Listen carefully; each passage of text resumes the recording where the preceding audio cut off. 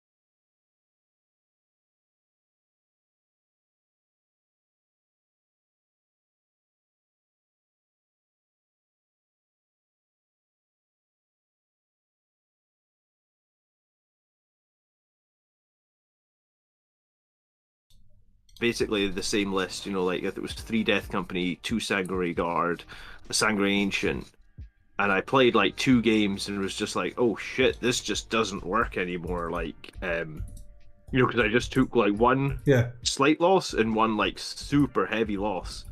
So going from like Sanguinary Guard can be sitting on objectives out of cover, holding it, even better if they're on cover, to Sanguinary Guard just don't hold shit. No. So I was lucky to play a couple of games before that event, but I guess you're right. If people had been running their Nephilim lists, they're going to get smashed. Yeah.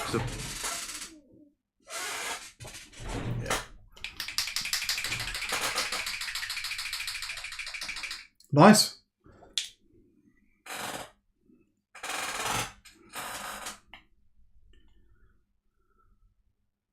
I don't know, maybe he's batch painting. Maybe he's batch painting. So it's like, as this one's drying, you're doing the other one, or something like that. What are you working on tonight, Tony? I'm still working on my Wilhelm Chaney Blood Bowl model. I'm just having a little bit of fun with him at the moment. Yeah, that's it really. It's no real reason. I don't particularly need him for anything. I just thought it was a cool model and wanted to paint him, to be honest. Yeah. I like to pick cool models to paint as well, but I always seem to fall back into what's going to be the best for competitive play. I've got a hazard stripe. Are you bollocks? Well, I only play one army. If I was a meta chaser, I would have every army. Yeah, all right, but you certainly chase the meta in your own army. Yeah. Yeah, and that's why my painting for I never seem to finish anything. I get 3 colors on them, they're battle ready. I play with them for a little while, then move on to something else, get 3 colors on it, and Yeah. eventually, years later, I come back to those models and say they've been on 3 colors for far too long. I should finish those because. So it's like really what you finish is what you can get done before the meta changes, and that unit is no longer any good. And then when it does shift, you won't touch it anymore. Bodgar is painting Templars. We've suddenly not seen as many Eliminators since the changes, have we? At one point they were appearing everywhere, and then that was that. I was going to say, anything without an invulnerable save got hit pretty hard with the Armor of Contempt removal. And I guess if they didn't get a points drop, then they just flat out got quite a bit worse, right? Yeah. So, I think that's what we're probably seeing, because like that's the point I was trying to make in my video a few weeks back, and maybe some people weren't getting it, or some people. I mean, people are allowed to disagree with me. I'm not the be all and end all for the voice of Blood Angels, but what I was trying to say was, like, see Sanguinary Guard, for example. I never really had a problem killing enemies with Sanguinary Guard, right? Like, you know, I didn't run them with Power Fists, I didn't run them with Infernal Pistols, or I maybe had a couple in the squad, but I never really had a problem killing things with a Sanguinary Guard. They generally were killy enough for my liking. You know, like, if you jump them in next to the Warlord, Chapter Master rerolls, or whatever, they were killing things just fine. Yeah. So by giving them free war gear is great, but it doesn't really change the fact that, like, what I was enjoying with Armor of Contempt was that they could survive the fight back.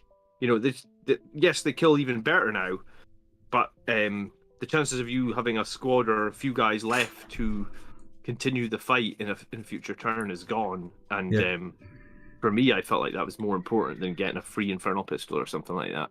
Well, to be honest, it's why I've never ever really run more than one unit of them. For me, it's kind of they're a counter-attacking unit. You know, that you've got a unit of them, you keep them in reserve till you really need them, then you use them to go and kill the thing that you need them to go and kill. But I never expect them to survive much past that. A bit like Death Company, I suppose. Yeah, Death Company are definitely even more that now, right? You jump in with the Thunderhammers from you kill a thing, and you kill something, and then you almost at that point could just happily lift them off the board, because I don't think I've had a single turn in an Arcs of Omen game where they have survived through the enemy's turn. Whereas in Nephilim, there's definitely a few turns that, you know, like a couple of spiked saves, maybe, like, you know, and you've got a few Death Company left, and it can be big, I guess.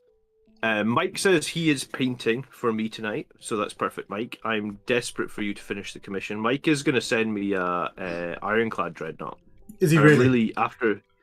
Yeah, he's had it for a little while, and he has finished the Ironclad. He's just got one other model he's finishing, and I'm really tempted to run the Ironclad in a Stormraven gunship for like, that's what I was thinking my list for the tournament might be. I was like, this is the season of wacky lists. A wacky list would be Blood Angels with an Ironclad Dreadnought inside a Stormraven. That sounds pretty wacky, but the Guilliman list did so well that I'm like, maybe the Guilliman list is my wacky list. So I've not done the Stormraven. Do you know, I don't own a Stormraven, but really, you being such an advocate of Thunderhawk gunships as well, do not own a Stormraven. Well, I own a Thunderhawk gunship,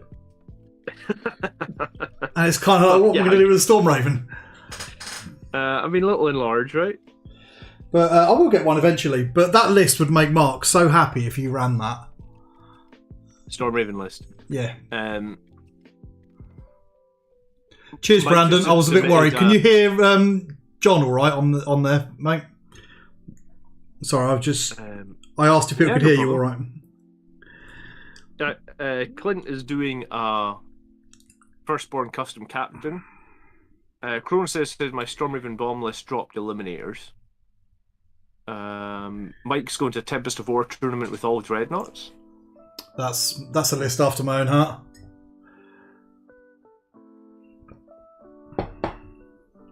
If the Predator can find use, you said no. What changed? Someone's asking me, can the Predator find use? Apparently I said no. What changed? Well, I mean, what changed, I guess, was it went down a lot in points. It's 110 points now. That's what's changed. And just like I guess at 110 points, it's kind of just like a little bit of a bullet magnet. I don't think it does much damage. Like, I played it, and its damage in because I ran 2 of them in my last game, and the damage wasn't great, but it was enough to be a nuisance. It was enough to be like, hey, you really need to kill this 110 point model. And if they're shooting 110 point toughness 7 armor, then other units that are more important to me, like the other units I have.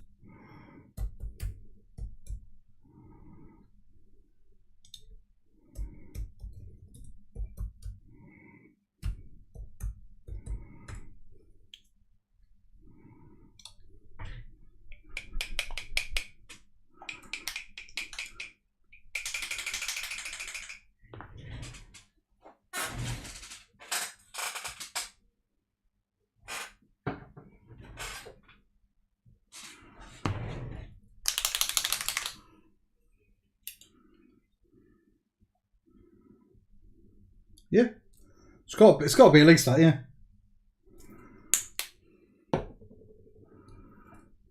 Yeah.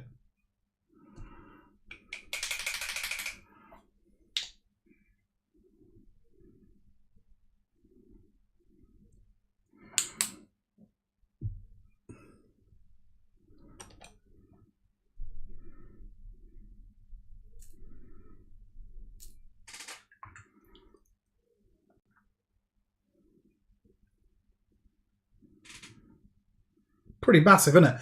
Because that stacks with our normal +1, doesn't it? Yeah.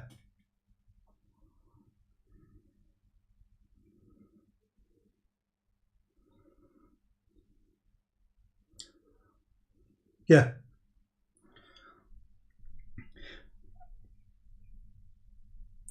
Because the Chaplain Aura doesn't stack, does it? It just gives you the Chaplain Aura or R +1, yeah.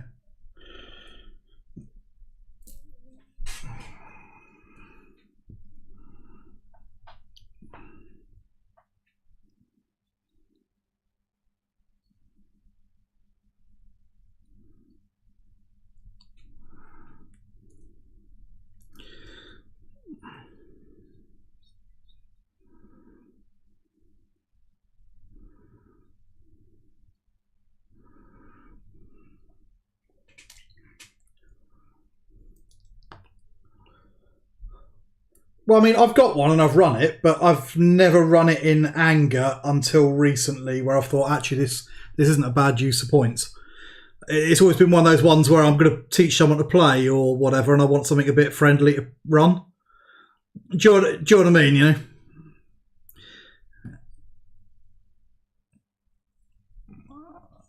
Well, you want to do something that's super fluffy.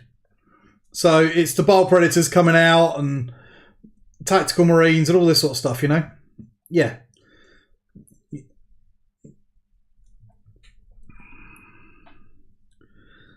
And unlike you, I paint things because I think they're cool rather than I painting things because I think they're good.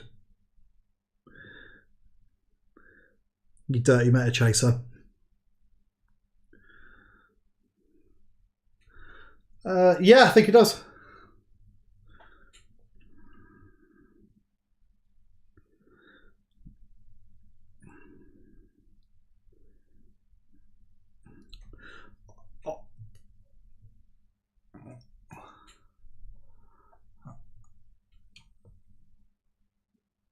I don't pay points for single shot weapons. There's just, so I feel like it's always better to pay points for a weapon you can shoot the whole game long. Yeah. You know, if you've got 5 points left.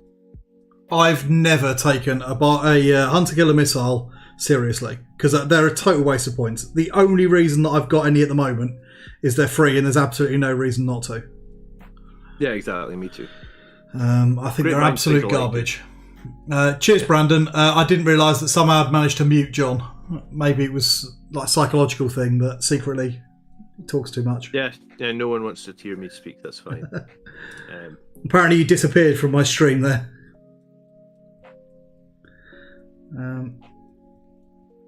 As I gently paint orange stripes. I hate freehand. I'm shit at it. but that's why I'm doing it, because I need to get better at this.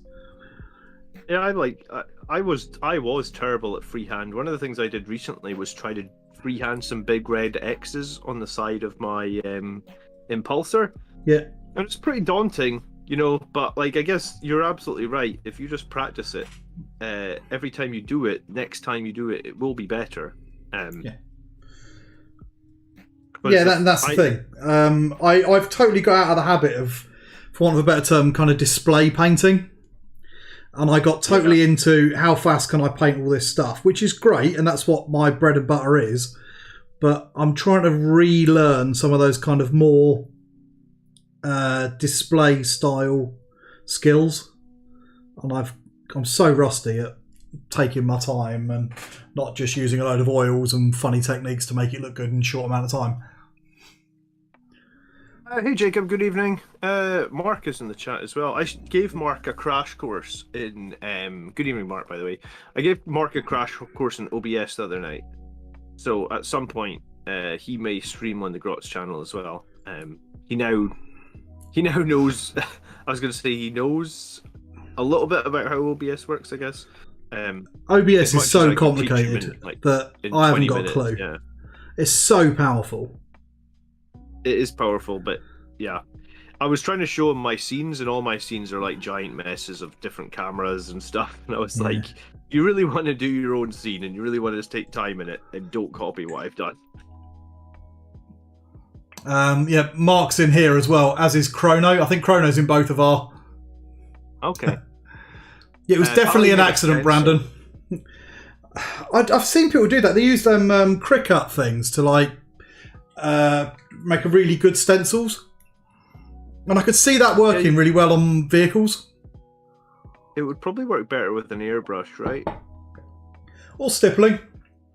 I've had in my head for literally now about a year the idea of doing a video where I take two rhinos or two tanks that are the same, and I will paint it using no airbrush or anything, just with a big fat brush and some stippling techniques.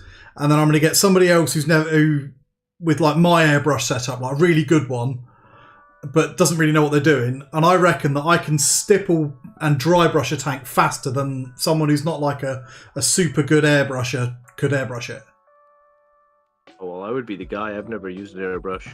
Because a lot of people get really excited about buying airbrushes, and the other thing they buy, especially, I mean, a good one's a good one, and yeah, they are brilliant once you get the hang of them, but you buy them, you see them 50 quid specials on Amazon, and I reckon you're better off buying some makeup brushes and £49.50's worth of more models. I reckon you'll get a better finish and you'll do it quicker. Yeah, just like a big cheap makeup brush from Amazon or something. Yeah, because I just dry brush the hell out of it. So I reckon that there's a video in sitting down with a stop clock and a complete novice or whatever who even give them one of these 50 quid airbrushes or whatever and say, look, there you go, it's all set up for you. I bet I can do it quicker with a big brush. Because for a lot of what we do, just stippling it on, even with like your stencils and stuff, is fine. It can give you a good effect. It can give you it in a decent amount of time. It's not going to give you the same effect. And if you see some of the airbrush stuff, it's amazing. But you're going to get a pretty good finish. Some people can be with the airbrush. Yeah. Oh, me too. I'm doing a little 32mm model at the moment, and I've seen people painting all the regions of it with an airbrush. I can't do that. No, I can't do that with a brush, dude, let alone an airbrush. Yeah. Airbrushes are good, Chrono, for doing base coating and priming and that. Although I still prime with a rattle can where I can because it's just quicker, it's easier, and I haven't got to clean up afterwards. Speaking of rattle cans, for my next rattle cans, I'm going to try this website. Have you heard of it? The Color Forge. Yeah, I've tried one of them. It was all right. I'm not going to say it was. I'm not going to say it was good. I'm going to say it was fine, if that makes sense. It was a perfectly adequate primer, and it's a lot cheaper than GW ones. Well, that's the thing. It was like £3 cheaper than the GW one, and you get 25% more. And I was like, it's just primer. Normally, I mean, you're just putting paint over the top of it. You know, the primer is long gone, I guess, by the time you get to the model. I was going to be like, if I can get 25% more for like 25% less cost. Yeah, and that's why I think I'm okay. I think I bought it because I couldn't get hold of any Chaos Black because it was sold out or something, and I thought I'll give this a go, and it was all right. But whether it's telling or not, I have gone back to buying Chaos Black. Apparently Christopher gets upset at how haphazardly I slap on paint. When I'm doing base coats, Christopher, I don't give a shit about what it looks like because I spend so much time going back and tidying up every line to the nth degree. So when I'm doing base coats, like I'm just doing base coats, like just get the color on there. I probably put too much paint on and then just spread it all around. Like it doesn't really bother me. If it's too thick, I'll just water it down on the model. I'm very much a battle-ready painter, though, right? Like you're not going to see. I'd say a lot of your stuff is battle-ready plus, yeah, but I ain't going to win any golden demons either, John. And most of us aren't, you know. I went to meet the Cult Paint people, and I was really excited to meet them.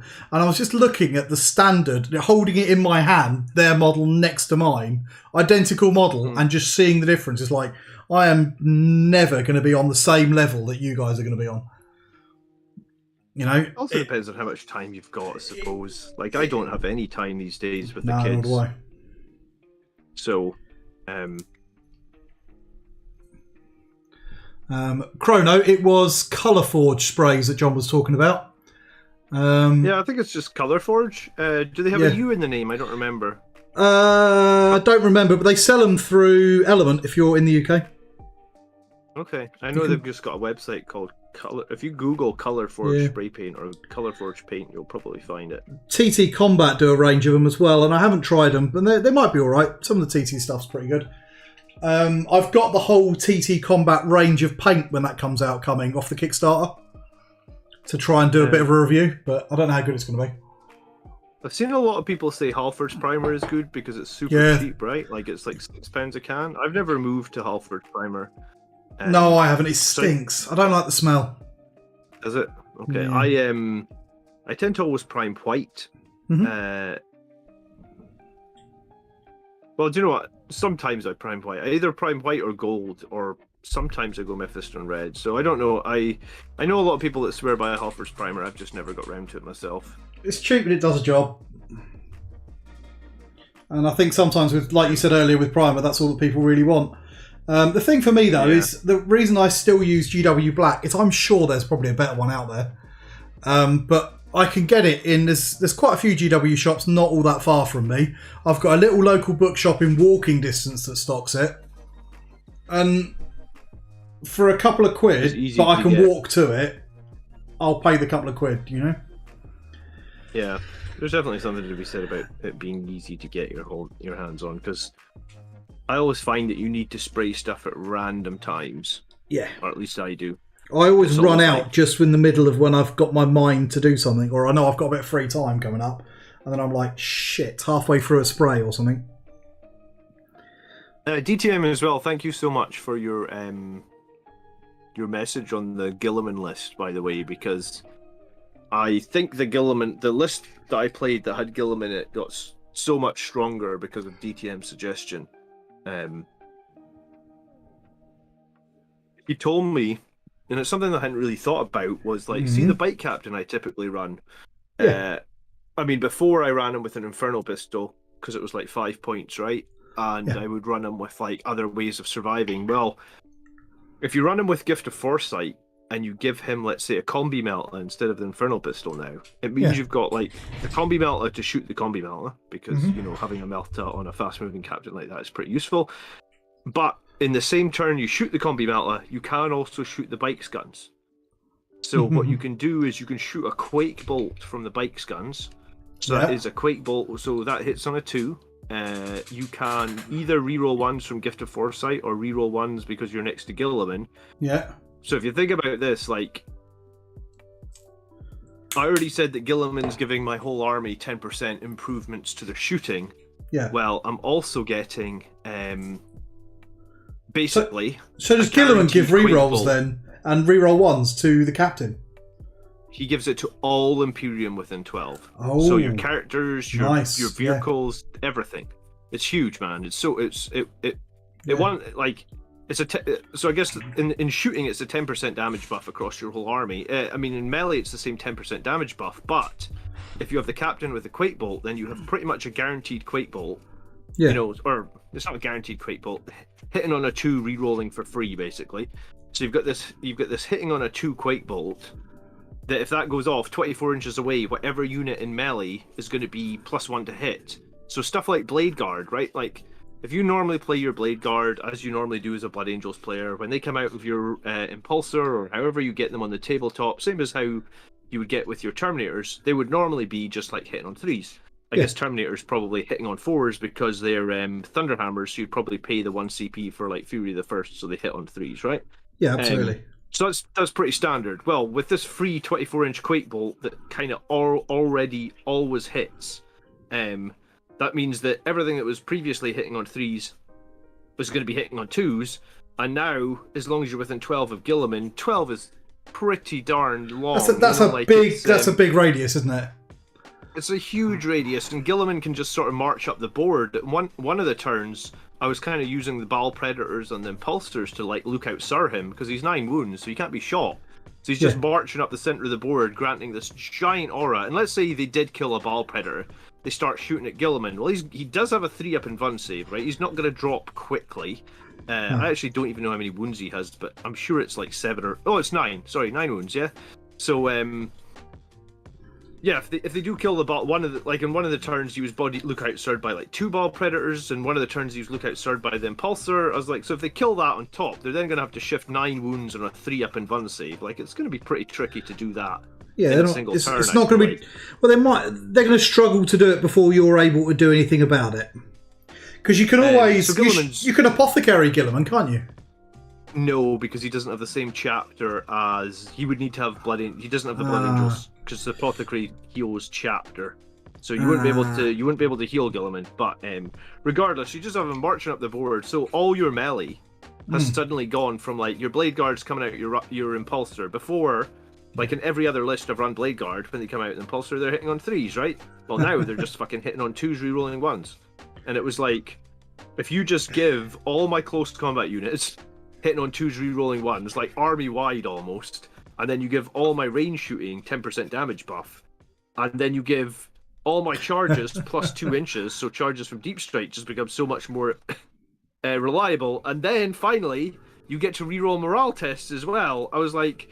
Guilliman just shores up like an absolute shitload of stuff for Blood Angels, and a few people in the chat were like, John, why don't you just play Ultramarines? And I was like, I don't want to fucking play Ultramarines. I want to play Blood Angels, but I want to hit on 2s, reroll 1s, reroll morale tests, deep strike charge 7 inches. I mean, like, Guilliman is legitimately making my list a lot more scary than it is. Yeah, no, I can see that. I did see a few people talking about that in the chat on the Discord, and that's like, oh, well, Guilliman's shit for Ultramarines, he must be shit for Blood Angels. It's like, well, no, he's bringing a different thing to us than what he's bringing for them. We want that +2 to charge. We want those sorts of rerolls that we can't get any other way. Yeah, so someone in our chat, though, has just put the numbers, Mason, what do they mean? Because they're not, I think, because we have a couple of people in here that are painters rather than gamers, and they haven't got a fucking clue what you're talking about, and it's quite funny. Okay. All right. Okay. Yeah. I mean, if you're painting only, then what you should do is you check out one of the live battle reports that we do on the BAC channel one time. I mean, we try and have a laugh with it, right? We don't take it too seriously, but bullshit. You take it super serious. I remember that game when you were playing with Colin, and he was like, "This guy's mace is sticking out too far, so he can't be hurt." Oh yeah. Okay. We do take it a bit seriously sometimes. We try and have fun through it, right? Oh yeah, definitely have fun. Justice, I haven't got any 30k at the moment. Well, that's not true. I've got some 30k. I've got the rulebook for 30k, and I've got the starter set, but I haven't actually turned it into a 30k army yet or played any. But we've had a few people asking us about it, so I think Mark's bought the rulebook as well. So I think we're going to try and learn how to play 30k. So, dude, I think it's 7th, and I did play a lot of 7th. So, but it's got a few changes I was going to say, so many people have asked me on BAC if I'm doing 30k, and I was like, I just don't have the time. But you've probably got the models, though, haven't you? Oh, I've got so many tactical squads and assault squads and firstborn terminators. I could just field it. You're right. Yeah. So it's definitely doable. And that's all I was going to do. Just the time to learn the rules was the only reason that I was kind of holding firm on that. And the new models are amazing. Kronos just said he loves the models, and I absolutely adore them. I was looking at that new wizard. Have you seen the new wizard? I know he's supposed to be a chaos wizard, but is that the one they just released this week? The one on Thursday, the not a librarian. With a little bit of tweaking, he is a stunning model. I reckon we're going to see a few of those at Golden Demon this year. Andrew McCartney just says he's brand new to the hobby. Well, thank you, Andrew, for stopping past. If you got any questions, feel free to ask them. If I don't answer them, someone in chat will definitely answer them. You know, there's a lot of knowledge in the community. And there's a lot of people who think they've got a lot of knowledge that perhaps don't. No, I didn't say that. That'd be a bit mean. that's me, man. I think I have a lot of knowledge, and people are like, "Did you know, John? What are you talking about?" Oh, everybody makes fuck ups, don't they? I do all the time. Yeah, I mean, me more often than not. My complete lack of interest in the competitive meta at the moment means that I'm making more than a few, I think, mistakes with it. But I've never been happy with the hobby in that respect by just stopping caring about it. I'm having a lot more fun with it, if that makes sense. Yeah, I think I'm taking a 6-month break from tournaments after this tournament in March. I'm not going to another one until September. Part of it is so that my wife doesn't get annoyed that that's always important to help with the kids. So that is important. But the other part of it is just I think sometimes it's good to have a little bit of a break. I want to play some boarding actions in the time in between because I'm commissioning the boarding actions terrain. Yeah, you said about that. I definitely want to do that. Mine still hasn't turned up, so I've been using marked out on a bit of paper kind of terrain while I wait for mine to turn up and paint it. My Arcs of Omen book still hasn't turned up. I was genuinely annoyed about the fact that Angron got announced today. You know, the next Arcs of Omen book. That is bonkers. People still haven't got their first one. But then I was in a store earlier. I'm not going to say which one because I'll get in trouble. I'll get people in trouble. And I was talking to the manager there, and he hasn't got a copy of it. He has no idea what the boarding actions were. So the GWHQ were talking to him like, why aren't you pushing this? Why aren't you playing it in store? It's like, because I haven't got any fucking rules. You don't have copies of it? He hasn't got a copy of it. Okay. And they don't get... You'd have thought they'd get the digital version or whatever, like you're on the app. But they don't. Mm-hmm. So because they haven't got any copies of it, they haven't got it. The other one they haven't got any copy of is the latest chapter approved. So he goes, luckily, I managed to get one online myself pre-ordered, but we have none in the store and we've not had any in. So if I hadn't bought one myself with my own money online, we wouldn't have one in the store to talk to people about. That's crazy, man. That's bonkers, isn't it? I've got a few questions. Dan says they ordered a Rebooty. The problem is including him as an Ox super heavy. You have to take his Warlord trait. No, you don't. Not in Orcs of Omen, you don't. You just include him in your main detachment. Battlescribe hasn't got it updated, Dan, but you don't need to worry about that. I mean, Battlescribe is not the end-all and be-all for writing lists, right? Some people think it is, but it's really not. It's full of mistakes, Battlescribe. I don't use it. I use just... To be honest, I tend to just use Excel and a bit of paper and a calculator. You can't make this. You won't hit any stupid Battlescribe limitations using Excel like that. That's for sure. What do I think of the Spartan assault tank model? I mean, I like all the super heavy tanks. The model's awesome. 3 super heavy tanks, and probably eventually we'll buy more. Yeah. Are you ever going to get that Cerberus out? I remember you have so you've got a Cerberus. Yes, I've got Cerberus. It's like half made, half painted. It never actually hit the table. I thought it was going to be competitive, and I was kind of looking at it. And it's not. It's not even a little bit. We knew it wasn't competitive when we made the tier list like 2 years ago, and we're like, yeah, but hang on, you could take 3 Vindicator laser destroyers for the cost of this. Yeah, maybe I just like the idea of it. It's because it's sometimes wicked. That happens with it. Did you see the new model? I like the idea of them. Did you see the new model? The new Cerberus, I think it's super cool. Yeah. I have the old horrible kit though. The old resin one here. Kronos just said he hasn't got his chapter approved. You haven't got your chapter approved, have you? No. That's fucking bonkers, isn't it? Battlescribe says I have to use the Warlord trait. Yeah, ignore Battlescribe. You don't need to use the Warlord trait. It's just wrong. It's not updated. It's Sorry, I missed wrong. another question. Jacob was asking me about an interview. I think if Jacob, I think I got a DM from you about an interview. I think we could probably make it happen. You just need to give me a couple of weeks' notice because family and kids and commitments like that. But yeah, we can probably make it happen. Shouldn't be a problem. If it's just like 10 minutes, can do that. No problem. GW has serious supply issues at the moment. For me, it seems like. Do you know what? It's the supply issues are really weird to me, right? Because like they are GW are the ones that are pushing for this 6-month season. Like I was saying, like 6 months is too quick for a season. Well, 6 months is definitely too quick for a season. If a month after the season's launched, you still can't get the book. I mean, like you can't have a season that's 6 months and people don't have a book for a month of it because that's you can't have a season that's 6 months when the store doesn't have the book. So you go in there to talk to the people who run the bloody company, and you can't actually find out anything about it. That's, you know, if they can't even get them to their staff, then it's too quick, isn't it? I don't. Anyone could argue about that. Yeah. Because I'm ready to play Arcs of Omen. I mean, I've got an event in a month's time, so I would like to get some games with the book. To be honest.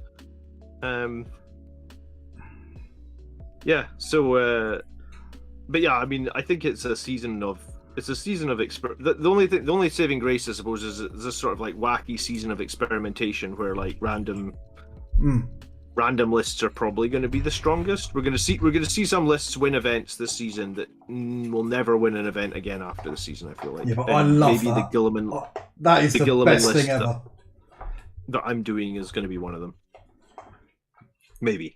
That Gilliman list is my favourite list I've ever seen you run. Loads of people have said that, dude. Actually, because it's awesome. It's such a fun list. To see Gilliman in Battlescribe, you have to add an Arcs of Omen Ultramarines detachment. That's the only way you're going to see him. He doesn't appear in the Blood Angel section at all yet. Oh. I've got too many paints. Right? Yeah, I'm just trying to find paint, and I've got far too many. And I'm looking for a really specific one in a box of about 150 paints. So it's going to be really dull if you're looking on my stream at the moment, because all you're seeing is like me looking in a big box trying to find a bottle of Bering Blue. No, I think we've all been there on stream before looking for something. I was looking for models the other night on stream. I was like, I got to make a Gilliman conversion that's taller than Hellbrett, because what are you going to go for? How much? This Librarian Dreadnought that I've... well, it's a Custodes Dreadnought. Oh, I remember, yeah.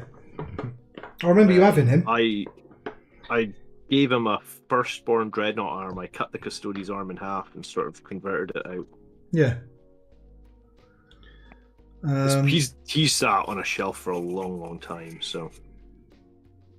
But yeah, what's wild to me is I was like, fuck, I gotta put some paints on the Ball Predators, like... I might actually run them. Nice. I think that getting them painted though, just even if you've got them in your... How do you display all your army, John? Or do you just have it packed away in cases? I have like those storage boxes you get in like B&Q, you know, like that have like multiple drawers of them that stack on top of each other. In the corner of my room, I've got one that's like 15 high, and I stick little stickers on every shelf that says like, this is the Sangre Guard tray, and just put like all the Sangre Guard or all the units in different trays. It inevitably gets mixed up, but that is my... So that's less display and more store then, rather than... Yeah, I don't really have room to display anything, I guess. I could have taken one of the bigger bedrooms in this house. Like when we moved house, I could have taken one of the bigger bedrooms for my hobby, but it felt like a bit of a dick move to be like, hey kid, do you want a tiny little bedroom so I can display my Warhammer, you know? I'd do that, but that's because I'm a horrible person. Mine are all in my... I've got a couple of display cabinets in the dining room, and then I don't think I'd get away with any more than that and still have a marriage. Yeah. Yeah, no. My wife is very good for the amount of time I spend in hobby. She's very understanding. Yeah, mine is as well. Because I do... I'm not going to say waste a lot of time, but I do spend a lot of time sitting around painting things. None of it's a waste. None of it's a waste. It's a hobby, isn't it? And John Turner's also still waiting for his chapter approved, so I guess we're not the only ones. Did you get chapter approved? Yeah, I got mine. No, you're still waiting for that. Oh no, you're waiting for Arcs of Omen then. No, I've got that too. I'm waiting for my Arcs of Omen terrain. I was going to say because I ordered them separately because I'm a cheapskate and I use Loot Room to get stuff because it's a lot cheaper. What's Loot Room? Sorry. So Loot Room just like another website, is it? It is, but you have to pay a subscription. Ah, right, okay. So you pay $10 a month, and then you get really cheap prices. It's about 30% off, sometimes a bit more. So my terrains cost £100. Not even that, 90 something quid. So as long as you're buying a lot of stuff, and we do it as a group. Something every month. Ah, right, clever. So we get it. I mean, I should be shilling our Element Games affiliate link, but I haven't got any money, and we have to buy a lot of stuff. So I tend to get it through there. No, that's fair enough. And then that saves me quite a bit, to be honest. So like a unit of Sanguinary Guard or something is about £20 on there. Makes sense. Which is quite nice. Yeah, I usually buy... Like, I'm more of an impulsive GW shopper. I'm more impulsive on all my purchases. It's like, I won't buy anything, and then sometimes I just go mental and be like, well, I'll just buy all the things. Yeah. So... I'm sitting next to Khan the Betrayer and a box of Gretchen because I happened to be in a Games Workshop store earlier and they were calling to me. So you playing World Eaters this? Nope. Or you just wanted it for fun? Well, yeah, basically. It's a cool model. I used to play World Eaters. If I had time, then I would consider it. But I haven't played World Eaters since 3rd edition when the original... So they weren't the original, sorry, they were the regiment kind of style box of Khorne Berserkers. When that was first released in 3rd edition, a 1,500 point army was basically 4 boxes of Khorne Berserkers and Khan the Betrayer. And everyone used to play 1,500. Yeah, that was a whole army. So I did it. I bought 4 boxes of Khorne Berserkers and Khan the Betrayer, and then I used to spend every game, because you had rules of frenzy and that you had to go towards the nearest enemy, just running forwards and butchering everything with a chain axe. I had nothing else. That was it. All I did, Khorne Berserkers and Khan, and it was wicked fun. I remember when my Blood Angels army was very much. It was very much like my whole army was tactical marines and maybe like a squad of Terminators and a squad of Death Company or something. Yeah. Well, it was back then was when you had Death Company that at the beginning of the game you had a unit of them, and at the beginning of the game you had to roll for every unit, and any ones meant another person ran off and joined the Death Company. Yeah, I remember. And it used to get bigger. Rule. It was cool. It was fluffy because your Death Company didn't cost anything. But you had the problem of... He likes the Ball Predator now. Fucking hell. Everybody's got on board with these Ball Predators. I tell you, they're better if you've got Guilliman in your list as well, trust me. I've seen everybody's got on board with Infiltrators as well, and I've been saying Infiltrators are the best one for like 3 years, so welcome to the party. To be fair, I was with you for a little while, and Infiltrators are the best one, and then I moved to Incursors, but I guess you've won us all back now. Infiltrators are indeed probably the best ones. And it's got nothing to do with the points drop. Well, I mean, the Helix Gauntlet does help as well, I guess. Yeah. I never used to use it before. Did you ever use it before?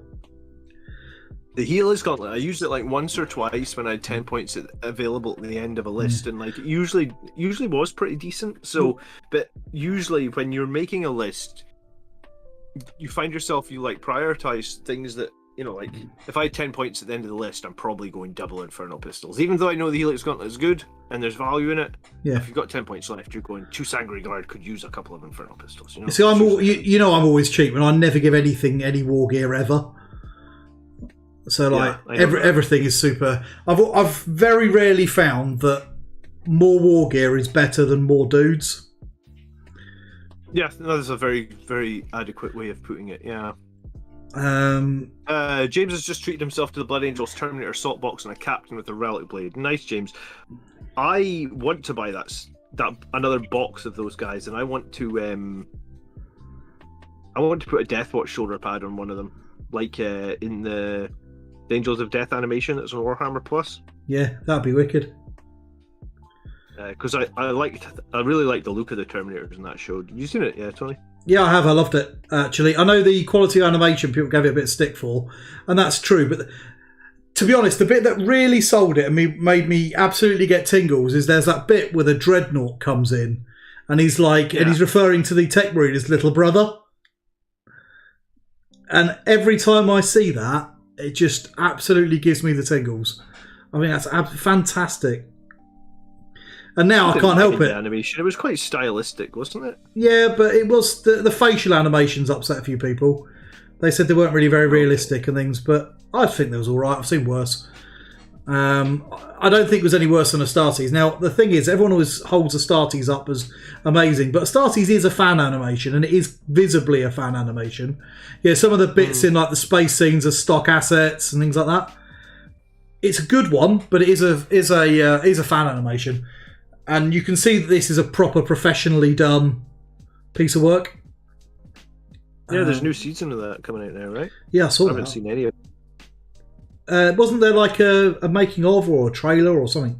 I'm sure I saw something about that. There was a trailer for the new season, yeah. But no, I haven't checked it out at all yet. I stopped my Warhammer Plus for a while just because I wasn't using it enough. Have you really? I've still got mine because I love the Vault. Yeah, I didn't have mine because if I'm watching stuff, it's battle reports that I watch, and their battle reports were not competitive. I don't think that they're very good. Their battle. I don't know why they're on Warhammer Plus. Those battle reports should be on their standard YouTube channel to encourage people to play the game because they're very kind of beginner friendly. This is how you get into it. They were kind of marketing them as like competitive, and they weren't.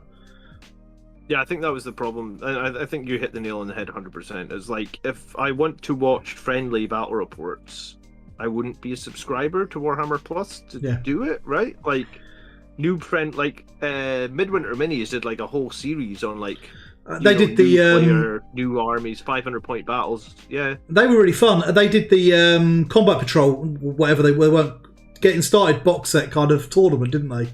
Of what's the most powerful getting. That was wicked. I really enjoyed that. So like for me, if I'm going to pay a lot of money to watch battle reports, I'd probably watch like Tabletop Titans or Vanguard Tactics because they are doing like the highest quality, highly competitive battle reports, right? The competitive battle reports on Tabletop Tactics, I think they're the ones locked behind the paywall. They're very good. They're the odd one that comes up on YouTube to try and encourage people across. So they tend to put their friendly stuff on YouTube and their more competitive stuff on their own thing. And some of those are really good, actually. I like the way they talk through their decisions and this sort of thing. I learned quite a lot from that. Yeah, no, 100%. So I felt like when I watched the Blood Angels battle report in Warhammer Plus, that was actually kind of the time I unsubscribed because I was like, this isn't a good Blood Angels art. Like, no, I mean, like I said, me being the know-it-all that I am on Blood Angels. It was a shit list. Isn't that the one that had like did it have a big old tank or whatever? I can't remember what it was. It had Gladiator Reapers and I'm sure it had like a Repulsor or something bonkers like that in it because it was all Primaris. It was all Primaris bar one squad of Vanguard, yeah. Yeah, and I was just I really didn't like the list, and I just thought, do you know what? This isn't for me. Not great, yeah. So I'm doing some of the worst non-metallic metal at the moment. I was just trying to get roughly how this model's going to look with my idea, and then I want to refine it down later, but it isn't good. You know, when you're looking at it going like, this is not good. This is not reading as metal. This is reading as, I don't know, messy stone or something. This turret's metal that I'm working on right now. It's mad. Do you remember the whole top part of the Ball Predator? Like, the whole turret is metal. Yeah. Oh, that's a really old Ball Predator then. Because that was replaced with the plastic one, yeah. I was going to say, this will be a first edition Ball Predator. You can tell as well because all the edges are chipped, you know, like how the paint always chips off the edges of metal models. I loved that model. This was probably painted in the old red, like when it was... what was the red? Blood Red, I think it was called? Yeah, it was just Blood Red, yeah. That was a wicked. Art of War have the top players in the world and explain all their moves. I have watched a couple of Art of War battle reports. Obviously, it was Jack from Art of War who won LVO this year as well. I like Art of War well enough, but I don't think time zones work very well for me. Like, I don't think I could watch their games live very often, because they are obviously in America, and like 6 o'clock in America is bedtime for me. So if they're ever on in the evening, then I just wouldn't be able to watch it. And there's something to be said about watching the battle reports live. I think it is better when it's live, maybe. Maybe that's just me. I think it can be better. I certainly enjoy watching a live battle report, but I think I watch them for different reasons to you, and I look for different things in the reports that I enjoy as well. You know, I do try and catch some of yours live, but I don't always manage it. And I'll put on a battle report while I'm working the next day, so I'll often catch up on your report the next day while I'm doing some marking or something, you know? Because it's quite good to have in the background, because they're quite slow paced, and that's not a dig, that's just the way you do them, because everything's on camera. It's not an edited down kind of thing, which is great for me, because while you're deciding who you're going to shoot at, I can get a paper marked, if that makes sense, without being too distracted. Yeah. It's like the Super Bowl, you don't need to pay too much attention. Super Bowl is next week, actually, isn't it? Next Sunday, I think, is the Super Bowl. Fuck knows. I've never watched it in my life. Have you never watched the Super Bowl? No, I've never watched it till halftime. But that's about 9 hours long, isn't it, till halftime? The first half actually goes a lot quicker than the second half for some reason. I think it's because they all start using their timeouts and stuff in the second half. Yeah. I've caught glimpses of it and things, and it's like there's like 1 minute remaining, and like 1 minute will take half an hour to play, and it just blows my mind. They do a lot of. It's because they can run out of bounds, and then the clock stops, and all this nonsense. It's very confusing. I treat it. I do enjoy. It looks more like a drinking man's sport, if that makes sense, because there's enough time between drives to go up to the bar and get another beer. It's a bit like F1. You know, you can watch F1, and the only bit you really need to watch is the beginning and the end. The bit in the middle, not a lot's going to be happening, so you've got plenty of time to have that's true. You've got plenty of time to have a beer, maybe have a little bit of a chat, do the dishes, and then get a pizza before the next bit starts. Because I always used to watch the first half only, I always put in a bet. Yeah. That would happen, that would be resolved by halftime. Right. Right, and I'll tell you the most fun bet you can put on the Super Bowl. Go on. And it doesn't happen very often, but some years it does happen, and they usually give you 50 to 1 on it. And I've put 20 quid on it a bunch of times. Yeah. When they do the opening kickoff, you know, like they kick it right down the field, and the guy catches it on like the 20-yard line. Yeah. If he runs it back for a touchdown, so like he runs past everybody right down the field 80 yards and scores a touchdown on the opening kickoff. Yeah. They put somewhere between 35 and 50 to 1 on that. Right. And what it does is it basically means that when that guy catches it for like in the first minute of the game, it's like imagine taking the whole Grand National, you know, like the 10-minute horse race, and putting it into like 5 seconds time, because you just need this guy to run past everyone and score a touchdown. If he scores it, your 20 quid becomes $1,000. So it's you're talking like serious money if you can do it. But and it has happened maybe like, I want to say in the last like 15 years, it's happened like 3 times in the Super Bowl. I'm not entirely sure how many times it's happened in the last 15, but something like that. Like, it does happen every 5 years or so. So it's worth a bit of excitement at the beginning of the game. Yeah, but also the amount of times I've put it on where I've been like, "Run you!" Oh, it's over already. It's fun if you want a bet that's cleanly resolved before like too late in the evening, so you can go to sleep and not worry about staying up and watching your bet. Then that's the bet to do. I can see that. Do you know, I've never put a bet on anything in my life. Have you not? Well, I've never been in a bookies. Okay. Well, we're gonna have to. I know. Educate me. When you come up here, we're gonna have to put a bet on a 40k game. Do they take bets on 40k games? I mean, we could do a bet between us. Oh, yeah. We'll do a slap bet. Adam says he's brand new to 40k. What would be your 500-point list? If you're brand new, you might want to start playing like something like boarding actions, because that's like a 500-point game mode, right?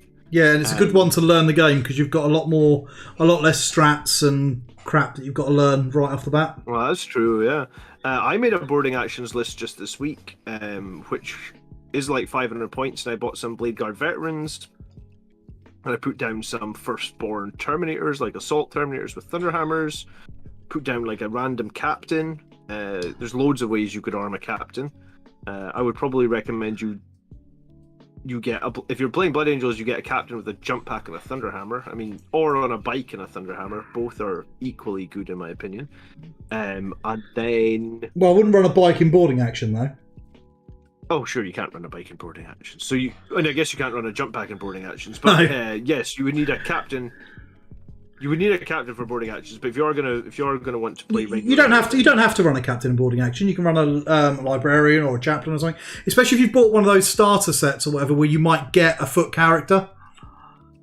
Yeah, that's true. Then you just run him. Starter sets have good foot characters. Yeah, run him. Like and then get that chaplain that comes. I think he still comes in the starter set for 40k. Well, there's a really nice foot chaplain, and that would be a great character to run as your character for boarding action. And the other thing you could do as well is you could do no wrong by buying a box of Phobos Marines. Now that's infiltrators or incursors. Both boxes actually give you it's kind of funny, they have both boxes on the GW website, but the contents of the boxes are the same. So if you buy a squad of infiltrators or incursors, you get to make... It's literally the same box listed twice. Yeah. I don't actually know if they even changed the box. No, it's not. It's exactly the same box. They just list it as incursors, and then they list it as infiltrators. They just list the whole thing twice. And there's a few things that they do that with. If you're playing Blood Angels, those units... I've been using those units pretty much in every battle for the last 3+ years. Like, they're always in your battles. They're always useful. You need them to perform actions. You need them to hold objectives. So, Phobos troops. You can't go wrong with a box of troops, really. If you're starting a new faction, you buy a cool-looking character and a box of troops, and then you go from there. Yeah. But you get a lot with it. If you get like the starter set for 40k, you can trade off your Necrons to somebody else, and that'll give you enough stuff for a nice quick boarding action to learn the game. And then you can start pissing about buying fancier stuff. Infiltrators are now the superior choice. Helix Gauntlet and the helmets are the better aesthetic choice. Yeah, I didn't like the Incursor helmets anyway, James. I traded with people to get beaky helmets for all my Incursors because I really sort of hated those They're super ugly, aren't they? Half head helmets, whatever the hell you would call them. Funny Geordie LaForge visors. Yeah, that's what they are, aren't they? The heads that the infiltrators get are cool though. I like them. They're kind of the heads with their little antennas on them. They look very like special operatives or something like that, or like spec ops, I guess you would say. So I purposely did all my infiltrators with black helmets because I actually saw. I know for Blood Angels you normally get like Death Company to wear black helmets, but it was Colin actually did his Ultramarine. He did his Ultramarine infiltrators with black helmets, and I was just looking at them one day, and I mean, he used the contrast paint on them, right? So he spent no time on them at all, and just did contrast black on the helmets. And I was like, dude, these guys look dope. What are they? And he was like, oh, they're my infiltrators. I just put the black helmets on them because they kind of have that like deep strike denial, and they're kind of like special operatives. And I was like, dude, I love this. So I copied him, and I actually assume that most people do infiltrators with yellow helmets, would they, or red helmets, or they just... I don't know. No, infiltrators I think are supposed to be red, but I've done mine. Do you remember the old I've just started redoing them all. Do you remember back in Rogue Trader days there was that desert camo Blood Angels scheme? Yes, I remember that. So I've done I'm in the process of redoing my infiltrators into that. Okay, cool. Because I just thought it'd be quite a cool nod to the old Rogue Trader Day colour scheme. Actually, yeah. And so my infiltrators and my eliminators are all in that kind of desert camo. Oh, that's cool. And then I used yellow helmets for incursors because that felt right. But I've used Mark IV helmets for my incursors. For the same reason, Yeah, the proper ones are fucking horrible. Yeah, so I used yellow for incursors, yellow for assault intercessors, red for intercessors, and I think I'm doing my heavy intercessors in blue, but I haven't gone anywhere with the heavy intercessors. No. Like I've just base coated them, but I think I'm gonna do their heads in blue. I think we talked about this. Yeah, my assault intercessors are red helmets because I know they're officially now yellow, but I'm old and remember fast attack was yellow. But also, it just doesn't make any sense to me that if you pick up your chainsaw, you have to also change the colour of your helmet. It's like, quick, serfs, repaint my helmet. I feel like a chainsaw this mission. You know, that seems a bit much for me. I thought they probably wouldn't bother with the repainting if they just want to use a different loadout. I think it's kind of, are assault intercessors a different unit, or are they just intercessors? And sometimes they go assaulting, and sometimes they go shooting. Yeah, I guess I could see the argument for both. I think the assault intercessors do look good with yellow helmets. I think they're dope models. I really like them. I'm going to offend some people now because I'm actually drinking alcohol-free beer. That's okay. It's a Saturday night and I'm on alcohol-free beer. I mean, I'm on water, so I can't really judge, right? Yeah, well, I started the night on tea, but that long ran out. I had 2 weeks off at Christmas and I really couldn't drink that much because of So apart from the one night that we drank on stream, I really didn't drink the rest of the Christmas holidays, which is not like me. That's not bad, that. Actually, that's all right. So I drank some of the Brewdog alcohol-free over the holidays just because I felt like... It's come a long way, hasn't it? I'm having a beer because it's the holidays, even though I've got this broken arm and I definitely should not be drinking every day. And the Brewdog alcohol-free beer isn't great, but it's not bad either. It's a lot better than they used to. Do you remember Beck's Blue? Did you ever have that? Yes. Which it tastes initially not too bad. You're like, oh, that's not too bad. And then this like aftertaste of awful hits you in the face. That just doesn't go away. And I feel like alcohol-free beers come a long way since then. Since Beck's Blue. Since Beck's Blue. This one is Lucky Saint. Okay, not heard of it. I think it's quite a big one because we got a free sample with HelloFresh. And oh, cool. And my wife drank that, and I was a bit upset because I wanted to try it, so she bought me another bottle. If I was going to build a purely shooting army for fun, what would it look like? I mean, it probably wouldn't be Blood Angels because we aren't a purely shooting army. I'm probably one of the most prominent Blood Angels players that includes a lot of shooting in their list. I include more shooting than most people, I feel like. You generally play a little bit more balanced than a lot of people do. Yeah. And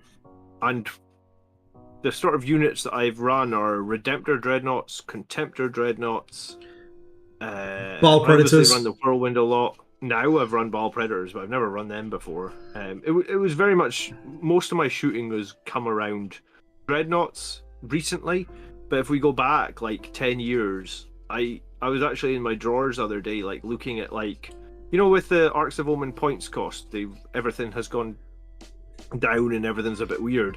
I was actually looking at what Devastators I have. So I used to have a squad of like 5 Devastators with las guns. I used to have a squad of Devastators, 5 Devastators with plasma guns, because I knew I didn't have any multi-melta Devastators, because I guess back in the day... Well, they didn't come in the box. You didn't get them, did you?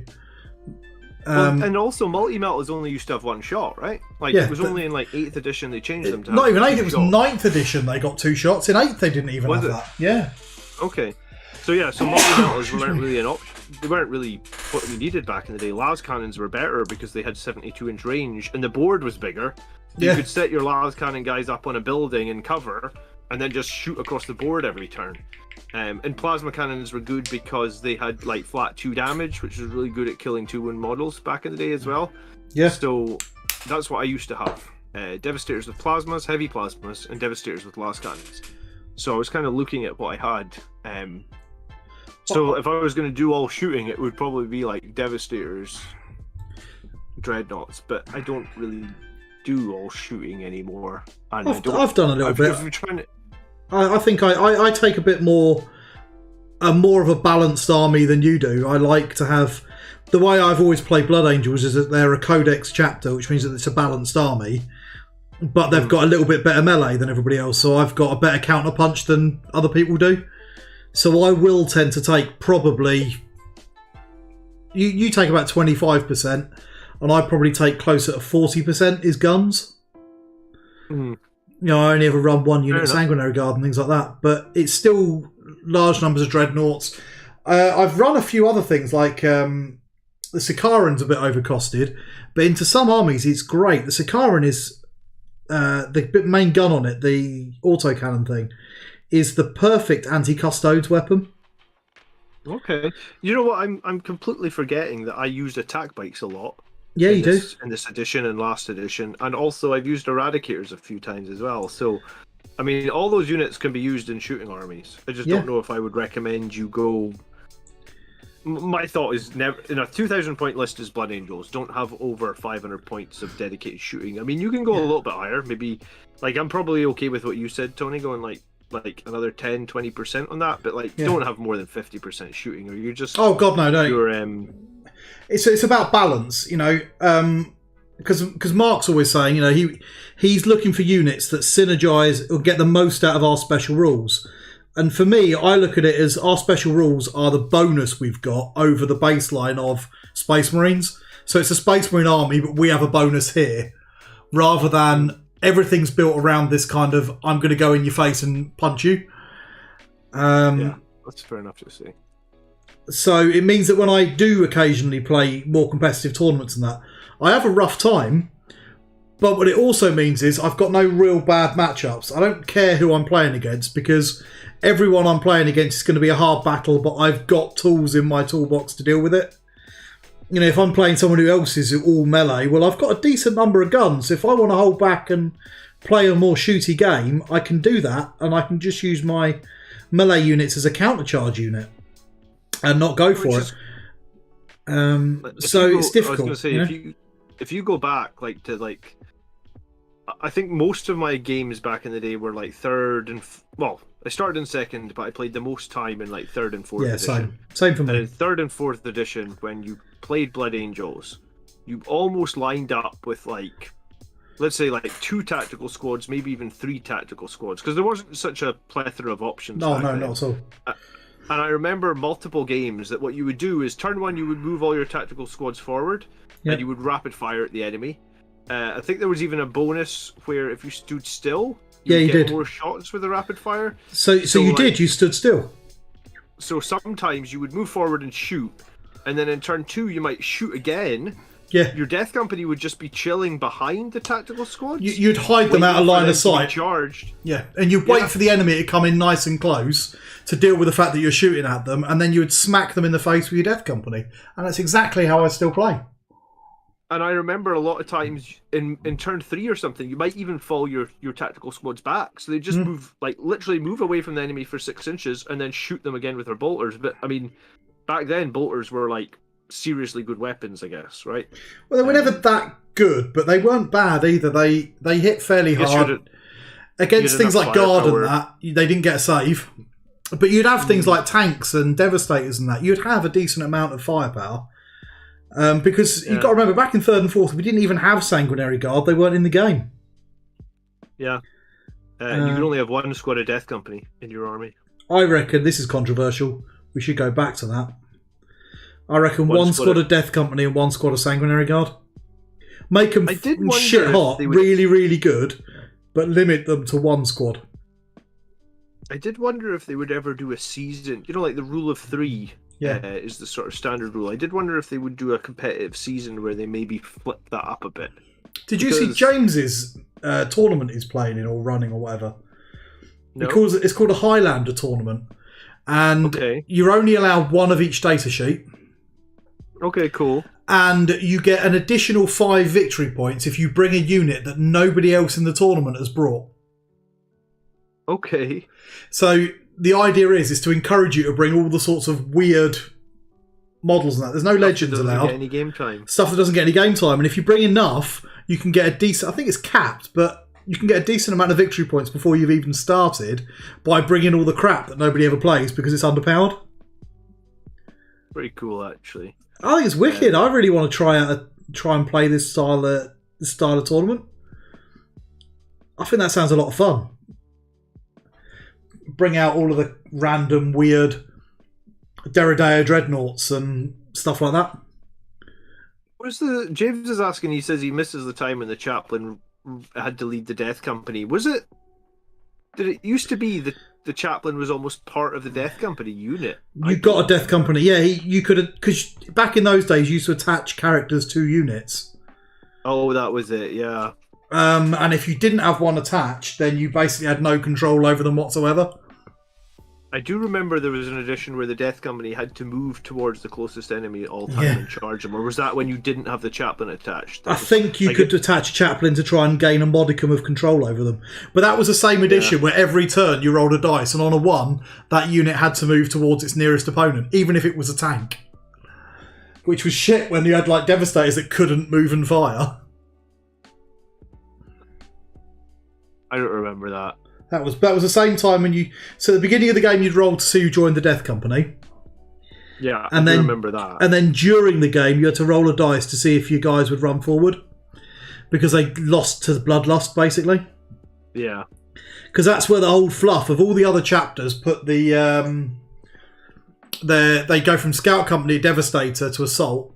It's a Scout Devastator Tactical Assault. But Blood Angels is the other way around, and we put all of our new characters become Assault Marines because they're hard to control, and only the most dedicated and veteran of our Marines would get to become Devastators because they could hold on to themselves long enough not to try and screaming and actually shoot the guns. I just think it's a fantastic bit of fluff. Did get some of those old books out at some point and read up on that. It's been far too long. It's a lot of fun. This was 3rd edition rules, I think, when they did that. But that's when I probably really got into it. I got in 2nd, but like you, I played mostly 3rd, 4th, 5th. I was really serious about the game. 6th, I did a lot of tournaments and that. 7th kind of died out because 7th was such a bloated mess. And also, I was at the age where I was too cool. Which we all went through. Cool to play Warhammer. We were too cool to play Warhammer. I was a student. I was out drinking, playing rugby with the boys. The last thing I was going to be doing was be seen popping down to the local Warhammer shop. And then I got married and realised that, haha, she's stuck with me now. I can go back to playing Warhammer. Sang says he hasn't played since Rogue Trader. He's slowly getting back into it. Well, welcome back. The hobby is in a much more complete state than it was back in Rogue Trader, that's for sure. Have you got the Rogue Trader rulebook? I do not have the Rogue Trader rulebook. It is wicked. They released it a few years ago. You can still buy it. You can still buy it. If you go to... Okay. Yeah, I don't think you can get it online or anything, but if you go to Warhammer World, you can buy the Rogue Trader rulebook. It's on the shelf. I was going to say, I was at Warhammer Fest in the year before the pandemic, I think, so like 2019 or 2018, and that was around the same time that they just released it, or they released the re-edition of it, and it was there, so I got to like flick through it. And you still can buy it, and it's wicked, because I've got a copy of it, and it really is fun. I was going to say, a few people on YouTube now are doing like 2nd edition battle reports and stuff. I was like, that's got to be batshit crazy. That'd be a lot of fun, wouldn't it? It'd probably take a whole day to do a single game. Well, it probably would, because it was too long. But at least then, a 500-point army back then would consist of a tactical squad and a rhino. And that'd be about it, because they were so expensive back then, your units. That was before GW realised they could sell my models by making them less points. Well, you used to play bigger games, though, right? You used to play like 3,000-point games, I think. Oh, sometimes, that was quite common, yeah. But 3,000 points would still probably be about the same number of models as our 2,000-point game.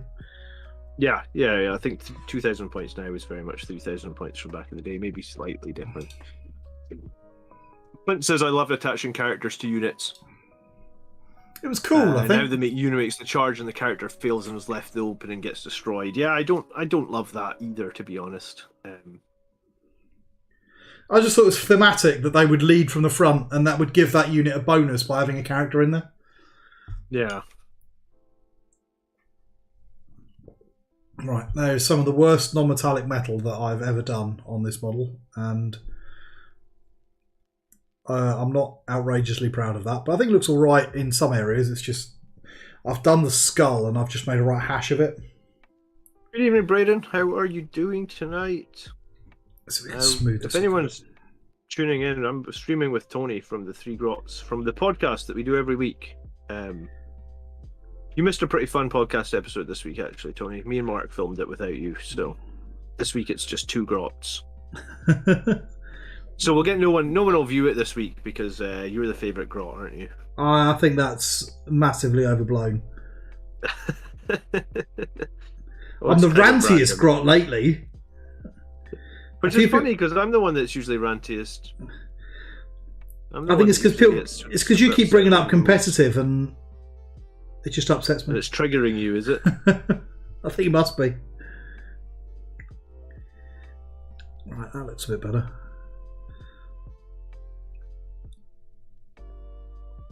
I think I've just tried to be a bit too rough with it, and it's ended up looking a little bit too splotchy. I'm just trying to tie it back together again. So it's just not reading as metal, it's reading as lumpy stone. You know what's nice about this super old Ball Predator? Go on. The gun barrel is already drilled. Oh, nice. Like, it's already got a hole down the middle of the gun barrel. You'd be proud of me. I should have just said I've drilled the barrels. And you'd be like, especially wow. if it was metal as well. I'd be like, fucking hell, John, that was a lot of work. Yeah. I never drill barrels. Never. I told you that when I met Andy Wardle, I was like, do you paint the bottom of a tank? And he's like, of course I don't paint the bottom of a tank. And I was like, thank you, because a waste of fucking time. Well, apparently I'm the saltiest, not the rantiest. Yeah, that's probably true. So I do. I feel like I do some good rants. We'll have to see what's going to happen with this season, though, because this Arcs of Omen season really has me confused. Well, what's confusing me is the fact that nobody seems to have a copy of this Arcs of Omen season, which is an that's issue. Not helping. What's got me confused is just like how wild they've been with some of the rules, I guess. Yeah. Like the strategic reserves for no CP is wild into some armies. It's fun. Like, you wonder, like we saw this week with the Meta Watch Iron Hands of like a 55% win rate. I was like, yeah, well, of course, if you give one of the most shooty armies in the game the ability to reserve everything so that nothing's at risk until it comes in and shoots the crap out of you, what do you expect to happen? You know, like, to me, that's not rocket science. That's what's going to happen if you give one of the shootiest armies the way to protect all their stuff for a turn. I've been having fun though with it. I like the Arcs of Omen detachment. I really hope that doesn't go away. Yeah, no, I think that Arcs of Omen detachment and some of the limitations they've removed seem really fun. But I guess my question is, like, it makes it much easier to theme an army. Stomping over everybody going to be really fun?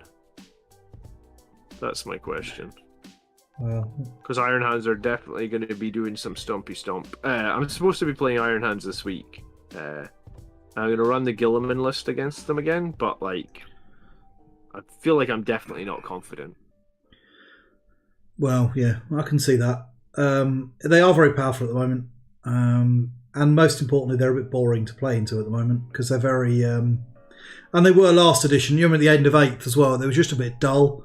Because it was just a point and shoot army. They're just their rules are that good where they don't actually need to cast any stratagems or anything. They just need to point and shoot. They just sit in the middle of the board and don't die, basically. And that's not fun to play with, is it? No, it's not fun to play into. It's not fun to play with. It'll win tournaments. It will 100% win tournaments. And typically, the people that are going to quote unquote win the tournament aren't worried all that much about is it fun.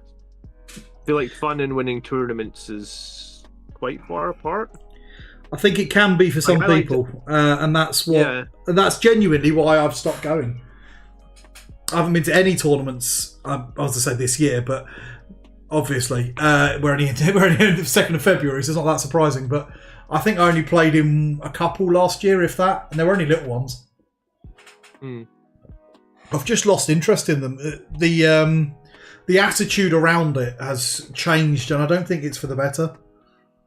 It's very much, and also every time somebody says trading, I die a little bit inside.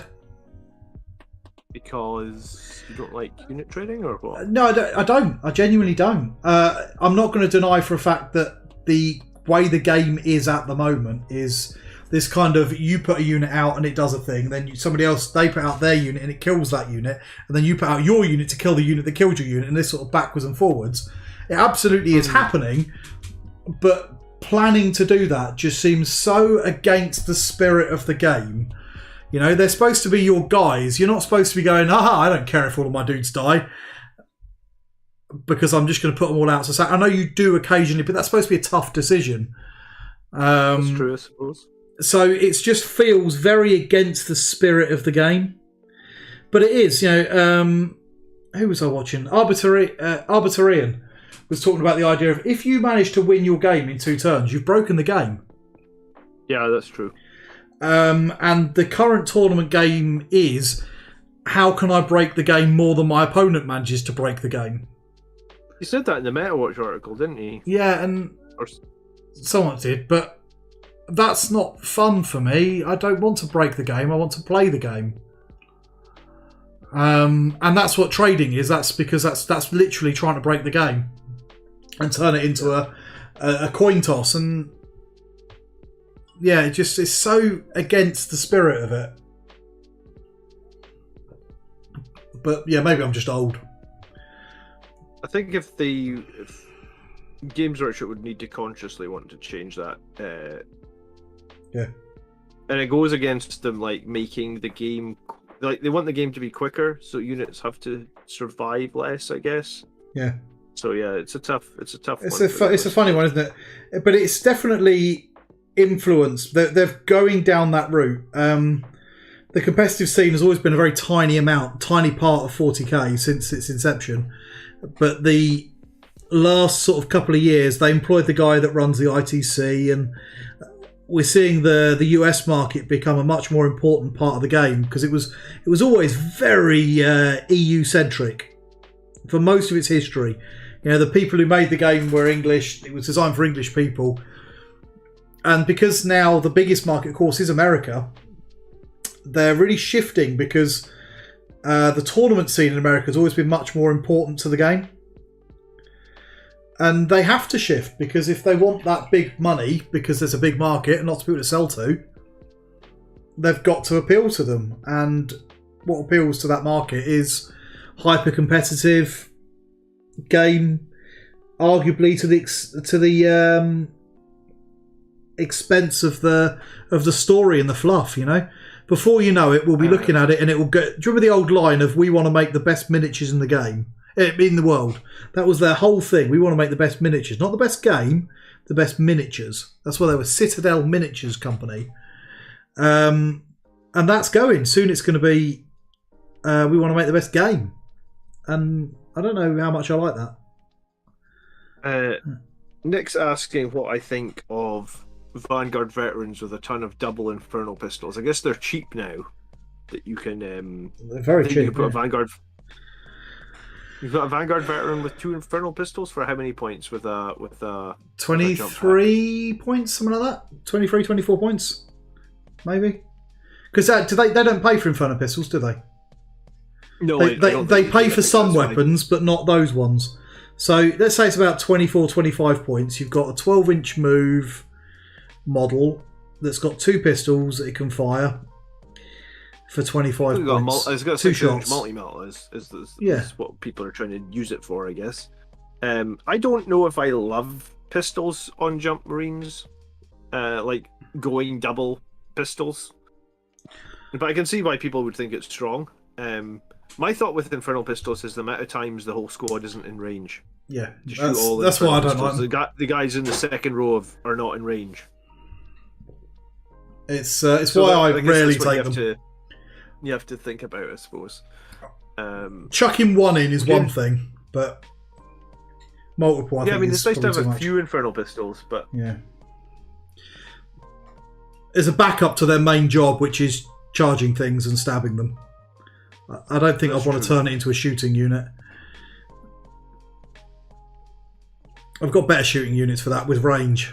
Yeah, Eradicators, alright, they're a bit slow, but they're a lot better at it than Inferno Pistol. And I was going to say, me bothering you is asking, is Ball Predators the new meta? I don't think they are, but I think they're fieldable. I think they're okay, right? I'm going to field.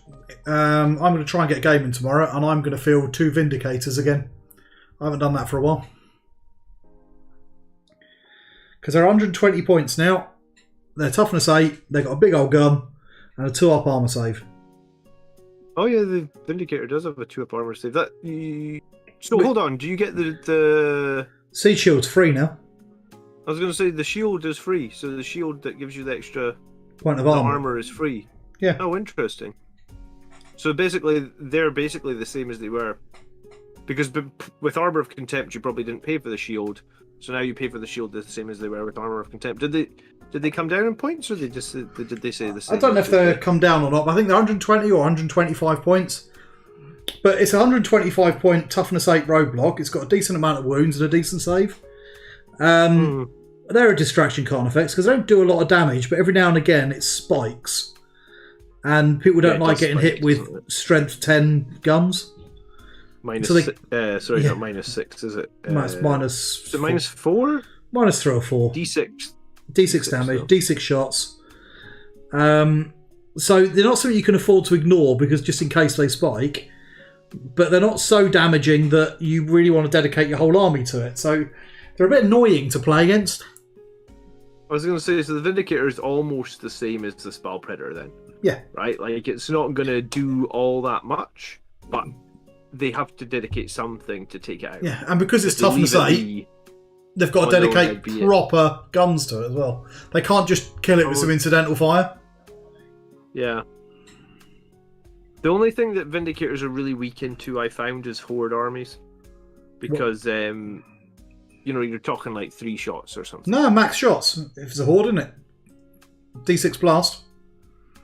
Oh, sure, yeah. I mean, if it's more than 11 models. If it's 10 models, if it's groups of 10, then they're kind of weak, I guess. Then you're getting, what, minimum 3, aren't you? Yeah. But you might get 3 up ballistic skill, you're talking like 2 hits, so... Unless you're running Gilliman and then you're re-rolling your ones. Could be useful. I don't think they're good, but I think that they're another one that's... They're alright. You can have a bit of fun with them. Okay. So I'm going to run it.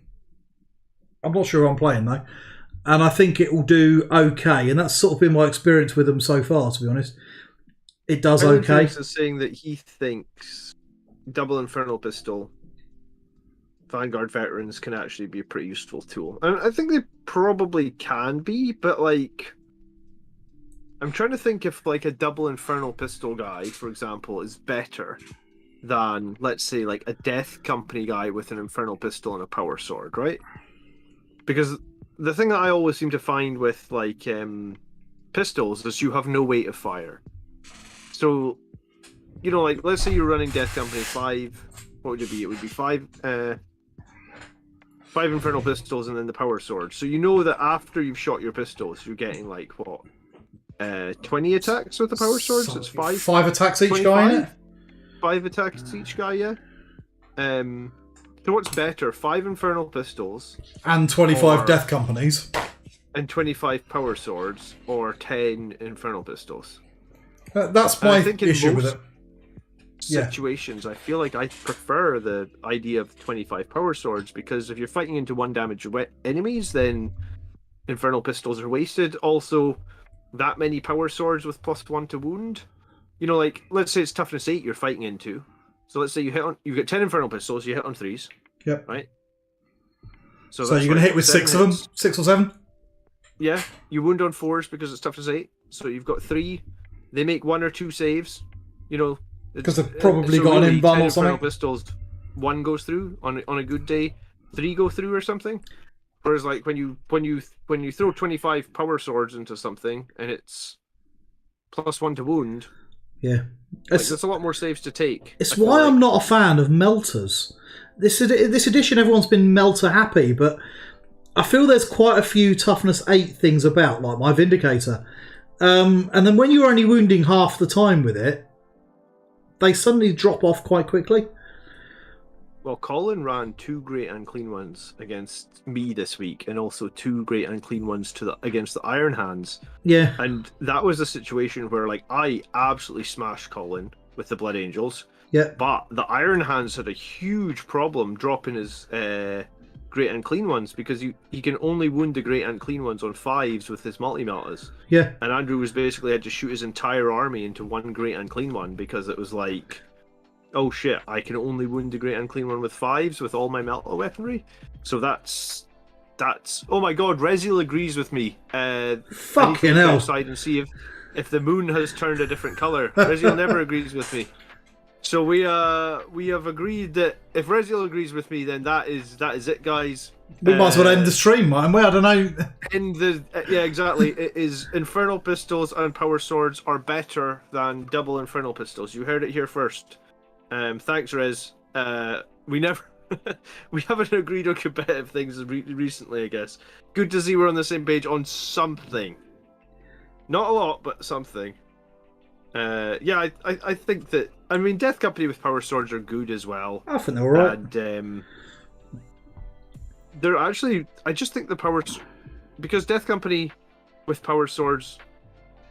There's a lot they're good into, right? Like, I think that's my thing about them. Like, I was more into them when we had we were paying a lot for our Thunderhammers. Now Thunderhammers are cheaper, then I'm not quite so fussed.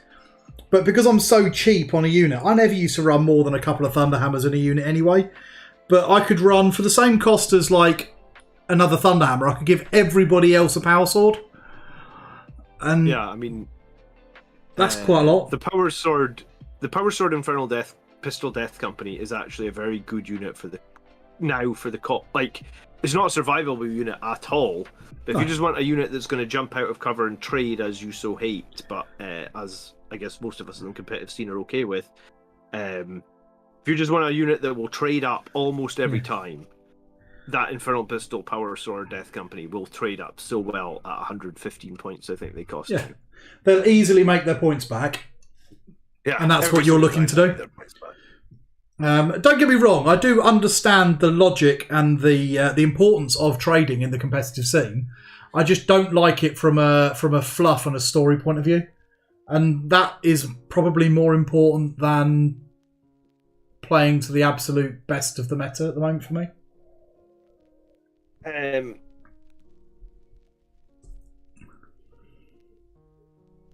The double Infernal Pistol guys still get like 4 attacks. Yeah, I mean, yeah, but 4 attacks at AP nothing. Yeah. So you're going to hit with 2/3 of them. So 5 guys, 4 attacks each. So 20 attacks. You're going to hit with 2/3 of them. So what? 14 hits. You're going to be wounding on probably 3s if it's into normal stuff. That's fine then. So you're going to hit with what? That's 8 maybe. 8 wounds. They're going to save 2/3 of them. Say. So you're going to get maybe 2 wounds through. Yeah, I mean, it's okay. And I mean, I guess if you do survive through the enemy's turn, then you can shoot all your Infernal Pistols in combat. So, like, it's not... I don't think the double Infernal Pistol thing is bad. Like, I generally think it's okay. I just don't think it's something I'm going to run out and do. But, saying that, better things I keep to do. saying that this is the season of wacky shit. Someone will probably go ahead and win a tournament with 3 squads of Vanguard veterans. Like a 10-man unit of Vanguard veterans that they can combat squad. So they'll run 2 10-man units, all with Infernal Pistols. They'll be super cheap. You wait, somebody's going to win a tournament running Gabriel Seth. Yeah, someone... Well, harsh. Let's not go that far. That's not going to happen. But someone will probably do that with Infernal Pistols and win an event. So, you know, you got to... I think... If you think it's fun and you think it's good, run it. Because there's no reason not to. What have you got to lose? Well, exactly. And that's exactly what I did this week with Guilliman. I made a list with Guilliman. I thought it was going to be just a fun list to play with Guilliman, and I ran it and was like, wow, this is actually... This was hella fun list. Did you have more fun running that than you would have done running what you think is probably the official most competitive meta list? Yeah, because I think... Full disclaimer here. I know Blood Angels did really badly in the Meta Watch article this week, like 41%. And I know that like what we said is probably true. Like a lot of Blood Angels players were still running Nephilim lists, and Nephilim lists probably don't work very well. So assuming that, let's say, 5% of losses were attributed to that. So you say like Blood Angels were a 46% win rate rather than, what did we get, 41? Something like that, yeah. That's still fucking low. That's still one of the lowest in all the factions. So like, full disclaimer, I've gone to a lot of events over the last year where I'm running like Blood Angels when we have like a really shitty win rate. And it's really frustrating to go to events when you have a shitty win rate, right? Because you sort of you're at the event and you kind of know like you're gonna have to play out of your mind if you want to win this event, and you're probably gonna need some luck with the dice as well. And I generally hate going to events where I'm relying on dice rolls and or I mean, I can play pretty good most of the time, right? But I hate thinking to myself like, hey, I'm into a matchup where I just know this is a terrible matchup for me. The only way I'm winning this against a confident player is if I get lucky with my dice, right? So like, full disclaimer, if I hadn't found that Gilliman list, I'm seriously thinking Black Templars for my next tournament, because you look at the Black Templars, they're like the second highest Marines after I think Iron Hands and Dark Angels are first and second, right? And then it's BTs. So I think BTs are probably totally competitive. I have BTs. The way that they are competitive is Redemptors, which I have 3 of. So like, full disclaimer is like, my next tournament I could easily be running BTs. Do I want to run BTs? Not really, because I'm a Blood Angels player. So if I could find a cool ass Blood Angels list that no one else is running, that includes Gilliman, and is really fun and no one knows how to play it because no one else is running it, and I can make it work, that's what I want to run, if that makes sense. Yeah, that'd be wicked though. And that's the thing. I would much rather do that. It's about having fun at the end of the day. And if you're not having fun because you're turning up at tournaments, you're getting smashed, and you feel that you're getting smashed not because you're a bad player, but because you've got you can't possibly win, then you're not going to want to do it anymore, and you're going to give it up. So it's about. I know Mark always says it, and he wants to turn it into our catchphrase about finding the fun. And exactly, find your fun. Yeah, it is a good catchphrase to have, Mark. And if that's how you have your fun, then go nuts, and nobody can take that away from you. People will try because that's not the right way of doing it, and the internet is full of tossers telling you that your way is the wrong way to play your game, but it's not, because it's your game, not their game. They can play their game however the fuck they want.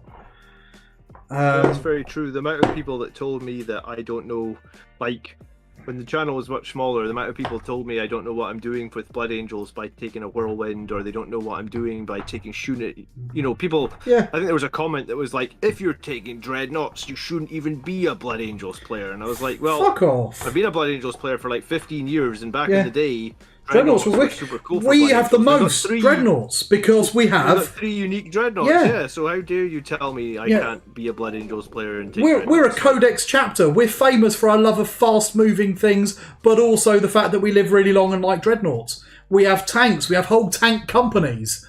You know, you're a Blood Angels player if you're painting them red and you like Twilight fanfiction. I've never seen Twilight, just saying. I read the books when I was going through. Did you?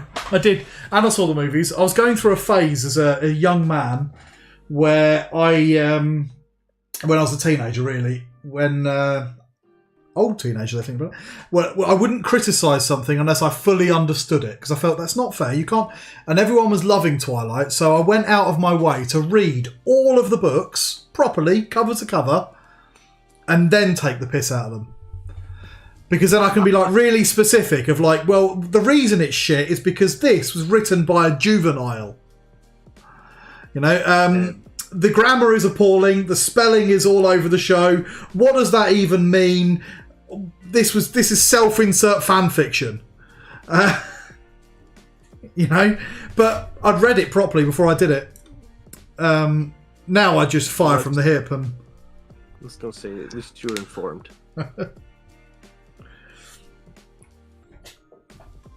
Oh dear, well. Go on. I can't believe I'm painting Ball Predators. I really can't believe it.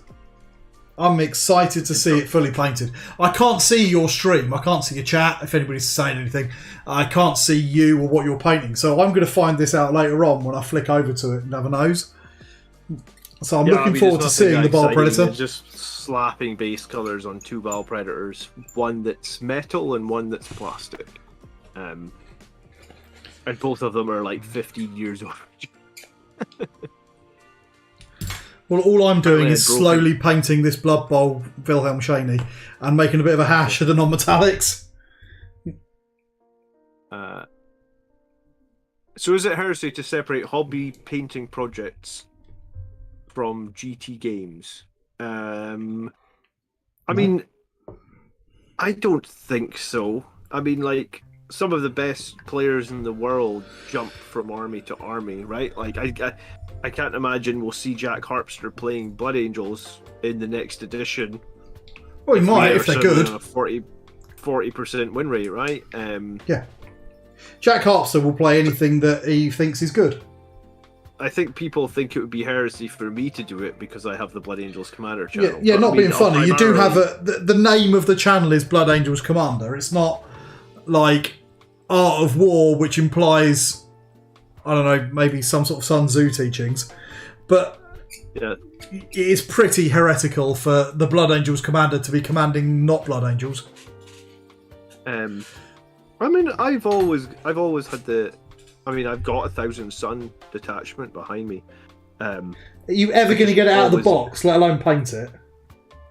One day, give me time. I got 2 kids, man. I only get like 4 hours a week to. Well, you've had that army now for what, 2 years, 3 years?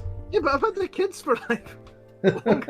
I mean, at some point, I assume the kid will not want to spend the whole day with me playing restaurants or something, and then I'll be able to paint of a Saturday afternoon, and it will be glorious. I've got Araman sitting behind me that I've done a value sketch on, but I've not got any further than that with. Cool. Because someone made the pun when we hit 1,000 subs that I should do a 1,000 Suns army. Oh yeah, that was DTM, was it not? No, that was Chris. What else? Yeah, it was Chris. Oh right, okay. And that seemed like such a good idea. I wanted to do it. So because I've got the 1,000 Suns Christmas Battle Force box. You know, the one with Magnus in it. I do know that one. It was pretty cool, actually. I almost bought it, but I just have too many Blood Angels that are on the back burner to start another army at the moment. Oh yeah. And I also have a lot of Imperial Star Wars Legion. Yeah. Like that I really do actually want to finish or give a good start to at some point. I did some of it over the Christmas holidays on stream. Like I'll show the people that are watching right now. I put it all inside this Quality Street box. I've done nothing with it since I sprayed it over Christmas. But I made like I made these like tom-toms for my rebel forces. I get 2 tom-toms. I got like a squad of like the rebels that defended like Hoth from the Empire Strikes Back, and I got this little turret thing. And then I squad of Mandalorians here as well. These guys go in flight stands. Flight stands aren't in the box, but like I don't know. So I've got like I can't buy any more 40k while I have, I don't know, like 5,000 points of Blood Angels unpainted, along with like a whole Star Wars Legion army. I haven't even got base coats or anything on it. So one day I will start my 1,000 Suns, but they're not much better than Blood Angels right now, says Sinks. Yeah, I know they're not. Well, they're not. I haven't noticed, to be honest. They were pretty good in Armour of Contempt, because Armour of Contempt synergised so strongly with all his dust. With all his dust, yeah. There was another question there that someone asked me. I've lost it. It was something to do with It was something to do with being heretical about what I'm painting or what I'm playing. On Wednesday night when I was playing Guilliman, like I got a lot of negative comments from people. Like, well, maybe not like 5, which is a lot, I suppose, because normally people just. Well, normally you don't get any, do you? So. Yeah, I mean, I get one guy every 6 months, so like 5 in like one stream of like, why the hell are you including Guilliman, or why don't you just paint your army blue, or that's not very Blood Angels, and it was like, I'll do one. That's why I like her. That's why I like her catchphrase on our podcast channel, which is just find the fun. Like, you do you. Don't let other people tell you what to do. If you're having fun, then fine. It's a bit different if someone's saying, right, well, how can I get a better win rate? Well, then maybe you're going to look at what's arguably more competitive, or maybe different styles of playing. Because there are some styles of playing that are going to work better than others. I know that my kind of approach of building very balanced armies isn't going to win me any tournaments, because you look at the tournament winning lists and they're all massive skew lists, and they win because there's some great generalship, but a lot of it also is you've got the right skew for the matchups that you've received. And I think that's the thing that's why I think they should do a season where they limit, like, they change the rule of 3 to the rule of 2, or even the rule of 1 for one season. Yeah. I know, just see what happens. It might not be popular with people, but I was like, it would really flip the sort of like meta chasing monster which is what we have at the moment on its head, I guess. At the moment, you find whatever's the most broken or the most undercosted unit, and then you bring 3 of them, and then the next unit you bring is whatever the second most broken or undercosted unit is, and you bring 3 of them, and you rinse and repeat more or less till you've filled your army up. Yeah. And I'm fine with that. Like, I am fine with it. But I think at some point it would be cool to flip that on its head, right? That seems a bit boring. But I mean, I'm no... I don't want that job to be the GW balancer. I mean, that guy must... Oh, that guy's got a shit job, hasn't he? I was going to say, they can't do nothing right? No. That's the sort of job where, like, there's nothing they can do that is right. Everybody's going to have an terrible opinion. Place to work. You know what? It's like me at the moment, right? With my broken arm, I haven't been able to drive in like 10 weeks. And like normally when me and my wife are out, I like to drive. I just enjoy driving, whereas she doesn't really enjoy driving, and she drives because she has to. And see, when I'm sitting in the passenger seat, like all the time, I just have to sit there and bite my tongue because I'm just like judging, and I'm just like, I am not a good passenger in the car. Like I've got my opinions, and it's just the same. I just think it's like the same thing. Like, yeah. But if you don't have anything nice to say, don't say anything. Your mouth, I guess. Yeah.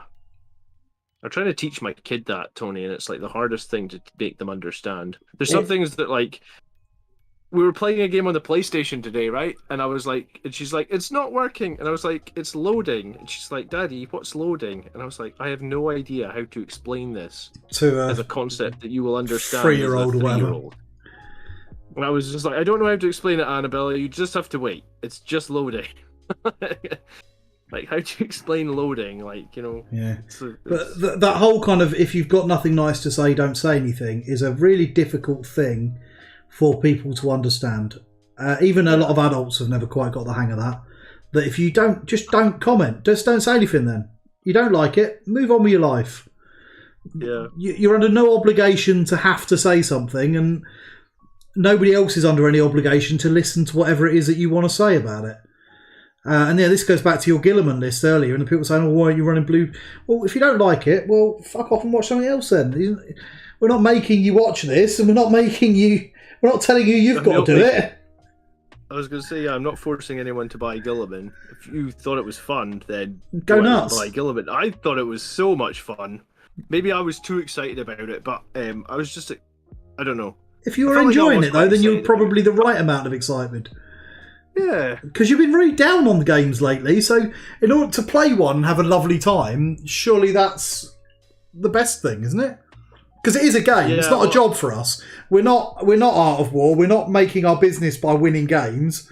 We win games as a fun thing to do, and we make our money off of our day jobs. Yeah, that's true. I was a little bit bored of every single Blood Angels list in the meta being, like you said, 3 squads of Sandguard, 3 squads of Death Company. I didn't think it... And I mean, I can feel those lists, dude, because I've bought a lot of Sandguard and a lot of Death Company over the time, but I just thought it was like... Yeah. For me, part of the appeal of this game is making a list. Like, I never net list, right? Like, no, I enjoyed making that Gilliman list. Yes, I had some help to make it better, but, like, the idea of, like, hey, Gilliman's cool. Can I make a list with him that's cool and competitive? Like, I enjoy doing that as much as I do playing the game, you know? Yeah. Tweaking that. And that's the fun of it. I enjoy it. I'll sit there and I'll make lists for fun. Can I make a list around this theme? Yeah, someone earlier on said shooting Blood Angels list, and that's the sort of challenge that I really get my teeth into. I want to build a list where the damage is coming from the guns and the melee's backing that up rather than the other way around. That's a fun thing to try and do. It might not win many games, but if you can build that list and then win a game with it, well then that'd be brilliant. That'd be a lot of fun. And I think people lose sight of that. Yeah. Yeah, no, we all have our... They're like rose-tinted glasses for, like, we have our opinions and we judge our opinions. Like, you know, I don't know, for example, like, use that Infernal Pistol idea. I have it set in stone that I think Death Company with swords are better than Infernal Pistols. I don't really have a concrete reason, I just think Blood Angels do melee, so swords are surely better. Yeah. You know, but I guess... It might work, and if it does, then go nuts, yeah. I mean, for me, I would be thinking, if I'm building a shooting list, I think I'd use a different platform to build my shooting list off of than Vanguard Veterans. Mm. I mean, yes, they're very fast, but so are a lot of things quite fast. And do you need fast when you're shooting if you've got a bit more range than 6 inches? Yeah, that's true. So I guess it's just the points right now where the free Infernal Pistols at the moment is skewing it. The thing is, the free Infernal Pistols is only going to last one season. Yeah. So you could go out and build 20 Vanguard Veterans with Infernal Pistols. Don't expect that to be there next season, and then next season it'll be like you should have probably just bought attack bikes, because attack bikes are still attack bikes, which are still relatively well costed, and they'll be good next season, right? I was saying that to someone the other day when they were talking about building their assault terminators, and they're going to do all of them with Thunderhammers because they're free. It's like, well, they are free at the moment, but that doesn't mean they're going to be free in 6 months. And if the cost of the Thunderhammers goes up massively, and it means you can't use your assault terminators anymore, you're going to be pretty miffed. You know? Yeah, it's going to be a share. Yeah, no, I'm still even though Thunderhammers are free, the two squads of Terminators I used against Colin, I put a Lightning Claw guy into both squads. Two Lightning Claw guys into both squads. Yeah, I have two. I have a Unit 5 with 2 Lightning Claws and 3 hammers. I think that's the best way to run them.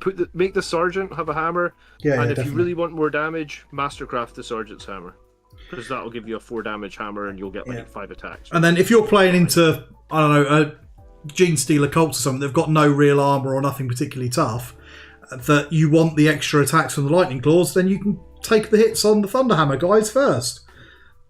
Yeah. And if you're playing someone where your Lightning Claws are not going to be all that useful, well, take your hits on them.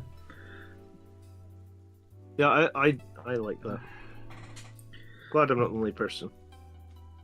That's definitely how I think they work best. For me, but again, if you don't like that, then you don't have to run it. Do something else. Maybe you like all Lightning Claws. 10th edition coming out in June, asks Mark. I think they're pretty high odds. I reckon they're pretty high. My money is on... announced a bit before, but coming out around June, July, in time for the school summer holidays in Britain. Yeah, I was going to say, maybe... I don't know if the odds on June, particularly as a month, are high, but I would say the odds on the summer are very high. Because they tend to try and release it for then, and then you have the kind of August workshops and that in the stores, because they have all like the they do lots of getting started events and that for the kids when they're all out of school. So if you look back on the pattern of releases, most of them get released in time for the school summer holidays. So that's what I would put my money on. Now, I might be wrong. I'm speculating, but I feel like it's a good speculation. It's based on historical evidence and a bit of logic. Dan just gave me $5 super chat to buy some T-bone steaks for my Black Templars.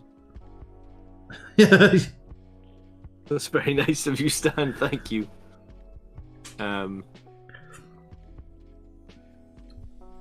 bought myself a T-bone steak the other day.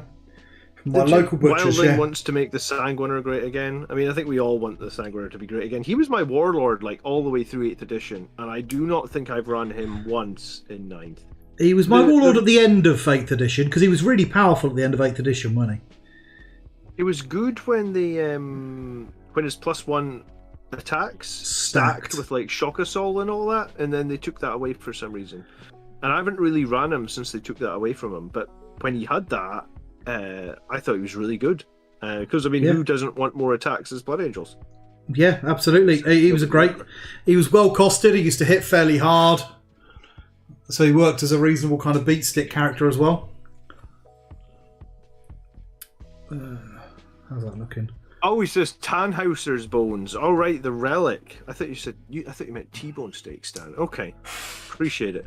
Tannhauser's bones is a good relic, but I'd rather have a T-bone steak. And talking of, Taurus Steaks has just joined my chat. Hello, mate. Lovely to see you. We're having a steak chat. What would you prefer, Tannhauser's bones or a T-bone steak? I'd definitely go steak every time, mate. If they were like, you can have this beautiful, lovely, perfect steak, but you can never use that relic again, even if that relic was a good one, I'd take it every time. If someone said to you, here is the best possible kind of like rib of beef or T-bone steak to you, John, but you can never play your bike captain again, would you take the steak? No, because I'm not. I'm kind of indifferent on steak. I'm more a hamburger sort of person than a steak. You're like the blue collar of a meat eater. Yeah, no. People make fun of my choice, and I don't know. I'm really not like a fusty person when it comes to steaks and meats and stuff like that. I'm just I'm an absolute foodie, weird, if I'm man. honest. I'm weird. Trust me, I'm weird. My wife and I go on holidays just to go to a specific restaurant that we've seen somewhere on the internet or seen a review of or something like that or read about. And we'll travel across the country just to visit a restaurant for our holiday. Oh, that's fine. Because that's how much we care about food. I mean, I care about food as well, but a steak just doesn't do it for me. I mean, like, yeah, I don't know. Superhero Landing says Old Reacts. Hello, Old Reacts. How you doing? I didn't realize it's midnight already. Is it? It is indeed. I think we should probably start looking to round this off then in a moment, or we'll both be getting in trouble. It is, yeah. We'll have to try and do another one. Well, I mean, I'm here every Saturday night, so I'm not, but not because I've got a social knife. It's because my wife would shoot me if I did it every Saturday night. Basically, we're watching Star Wars at the moment. You'll be glad to know. Oh, with Disney Plus, you started on Disney Plus. We've started watching Star Wars. We started it. She had never seen the prequel trilogy. Okay. So we started with the prequel trilogy. We've watched all three of them, and now we're rewatching the original and proper trilogy. And then we're going to stop and go back to the beginning because I couldn't give a shit about The Force Awakens onwards. Oh, I couldn't agree with you more. But I do fancy watching Obi-Wan because I like Obi-Wan. I love the character. I love Ewan McGregor. That Andor looks pretty good to me because I did enjoy Rogue One. That's the one of the new films that I thought was really good. Yeah, I actually enjoyed the Solo movie as well. I haven't seen that. Enough, I guess. I've heard it's not bad though. I have heard it's not bad.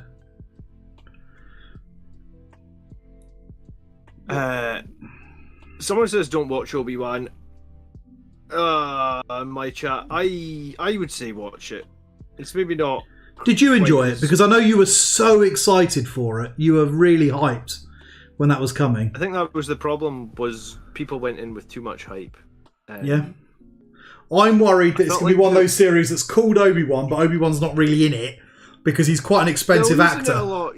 He was in it. I think I feel like he was in every episode. I think for me, the more recent one has been Andor, yeah, because I don't think anyone was expecting much from Andor, and Andor was really, really good in my opinion. Yeah, Mark loves that. He's super recommending it. He keeps telling me I've got to watch Andor, which is why I'm going to go back and watch it. My chat have decided that they would take the Bike Captain over the steak as well, which sads me out, because maybe I'm the only person who would take the steak over any rule or model. Maybe not model. I will just make sure when you come to visit, we find a steakhouse that has TripAdvisor rating or something. And definitely. If the rest of your trip is shit, you'll at least be like, well, I didn't like Scotland, but John did get me a good steak. So. You've got to teach me how to drink whiskey, because I don't know how. I've never got into whiskey, so that's one of the things that you're going to teach me. And I love my food, so we'll go anywhere there's good food. I like a bit of haggis, actually. I quite like haggis, yeah. Tarek says, wish me luck for his game today. Good luck, Tarek. Good luck, mate. I've got a couple here. The model I'm painting is Wilhelm Chaney, who is a Blood Bowl star player. I'm just having a bit of fun with him. And people here are kind of a bit meh on Obi-Wan as well. Yeah, it's fun. I find it kind of funny that like Disney has done such an amazing job with Marvel. Before Marvel, like before Iron Man, like the first Robert Downey Jr. movie, I didn't know anything. Like I didn't read any of the comics. I didn't know anything about Marvel. Well, that was pre-Disney, wasn't it? That was all pre-Disney. Iron Man and that. Yeah, it was. They bought in a bit later, Disney did. So Marvel Studios was bought out by Disney, but that was a few films in. But I mean, they've been killing it. Everything they do is like gold dust on the Marvel universe, right? I can't remember the last time we watched a Marvel movie. Have you seen many of the new ones, though? Because I've seen them all. I haven't. I stopped watching around Endgame. Okay, well, since the Endgame, there's been a Spider-Man movie and there's a Doctor Strange movie. I saw Doctor Strange, but I didn't understand what was going on because I hadn't got Disney Plus or seen any of the stuff that went around it. Okay. But I didn't like Captain Marvel. I thought that was a bit rough. But they've been killing it on Marvel, and then when it comes to Star Wars, it just feels like it's big hit or miss, I guess. Maybe the newer Marvels, I don't know. Yeah. I noticed that Wakanda Forever appeared like this weekend, but we're in the middle of like another series, so we didn't start it yet. I wasn't that sold on the first Black Panther film. I thought it was alright. That was the one with. Was that the one where Andy Serkis was a baddie? Don't know. Don't remember actually. I don't remember, to be honest. It sort of blurs together a little bit. But I remember watching it because I went to the cinema to see that one, and I just wasn't. I was like, oh, that was alright. Because it was so hyped up again. Oh, okay. So my chat don't agree with me. They don't like the new Marvel stuff, I guess. Okay.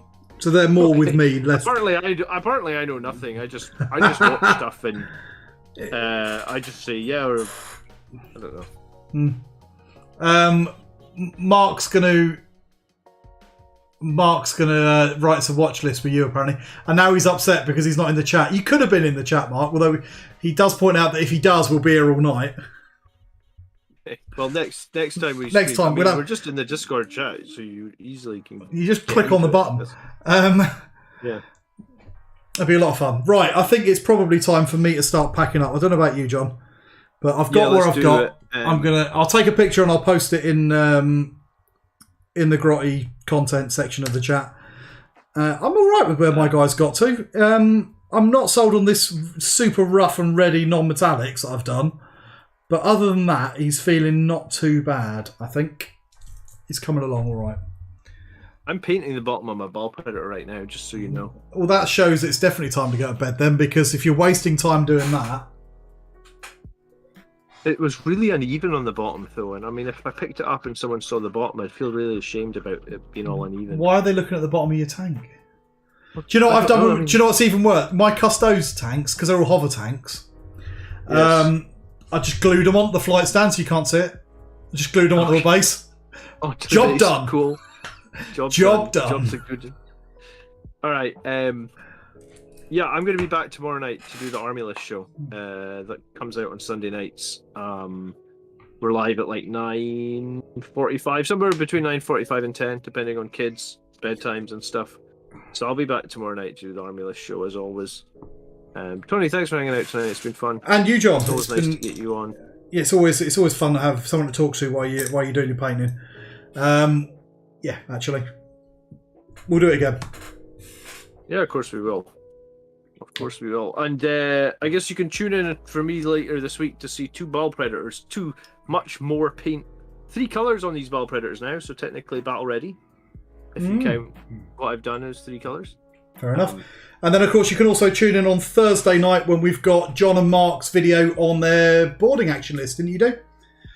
Yeah, boarding actions is Thursday night on the Grots channel. So as well, more boarding actions if you've managed to get hold of the book. Or if, like John and Mark, you just scrounge the rules off of a friend. We did do 4 boarding actions lists, so there's actually 4? quite a bit of content. That's pretty cool. Boarding actions, yeah. I don't know what... Most of the work. Mark always does most of the work. That's the beauty of it. We can hang on his coattails. Island Phoenix, I'd love to see your Arcs of Omen list when it's ready, see if it's better than mine. I don't know if it can be better than mine just because mine includes 2 Ball Predators. I can't believe that any of your boarding action lists are going to top my Mephiston list from last week. Okay. I just can't believe I've got 2 Ball Predators in my competitive list at the moment. What the fuck is going on? What the fuck is going on?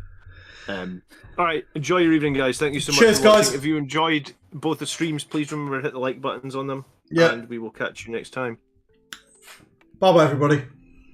Alright, good night.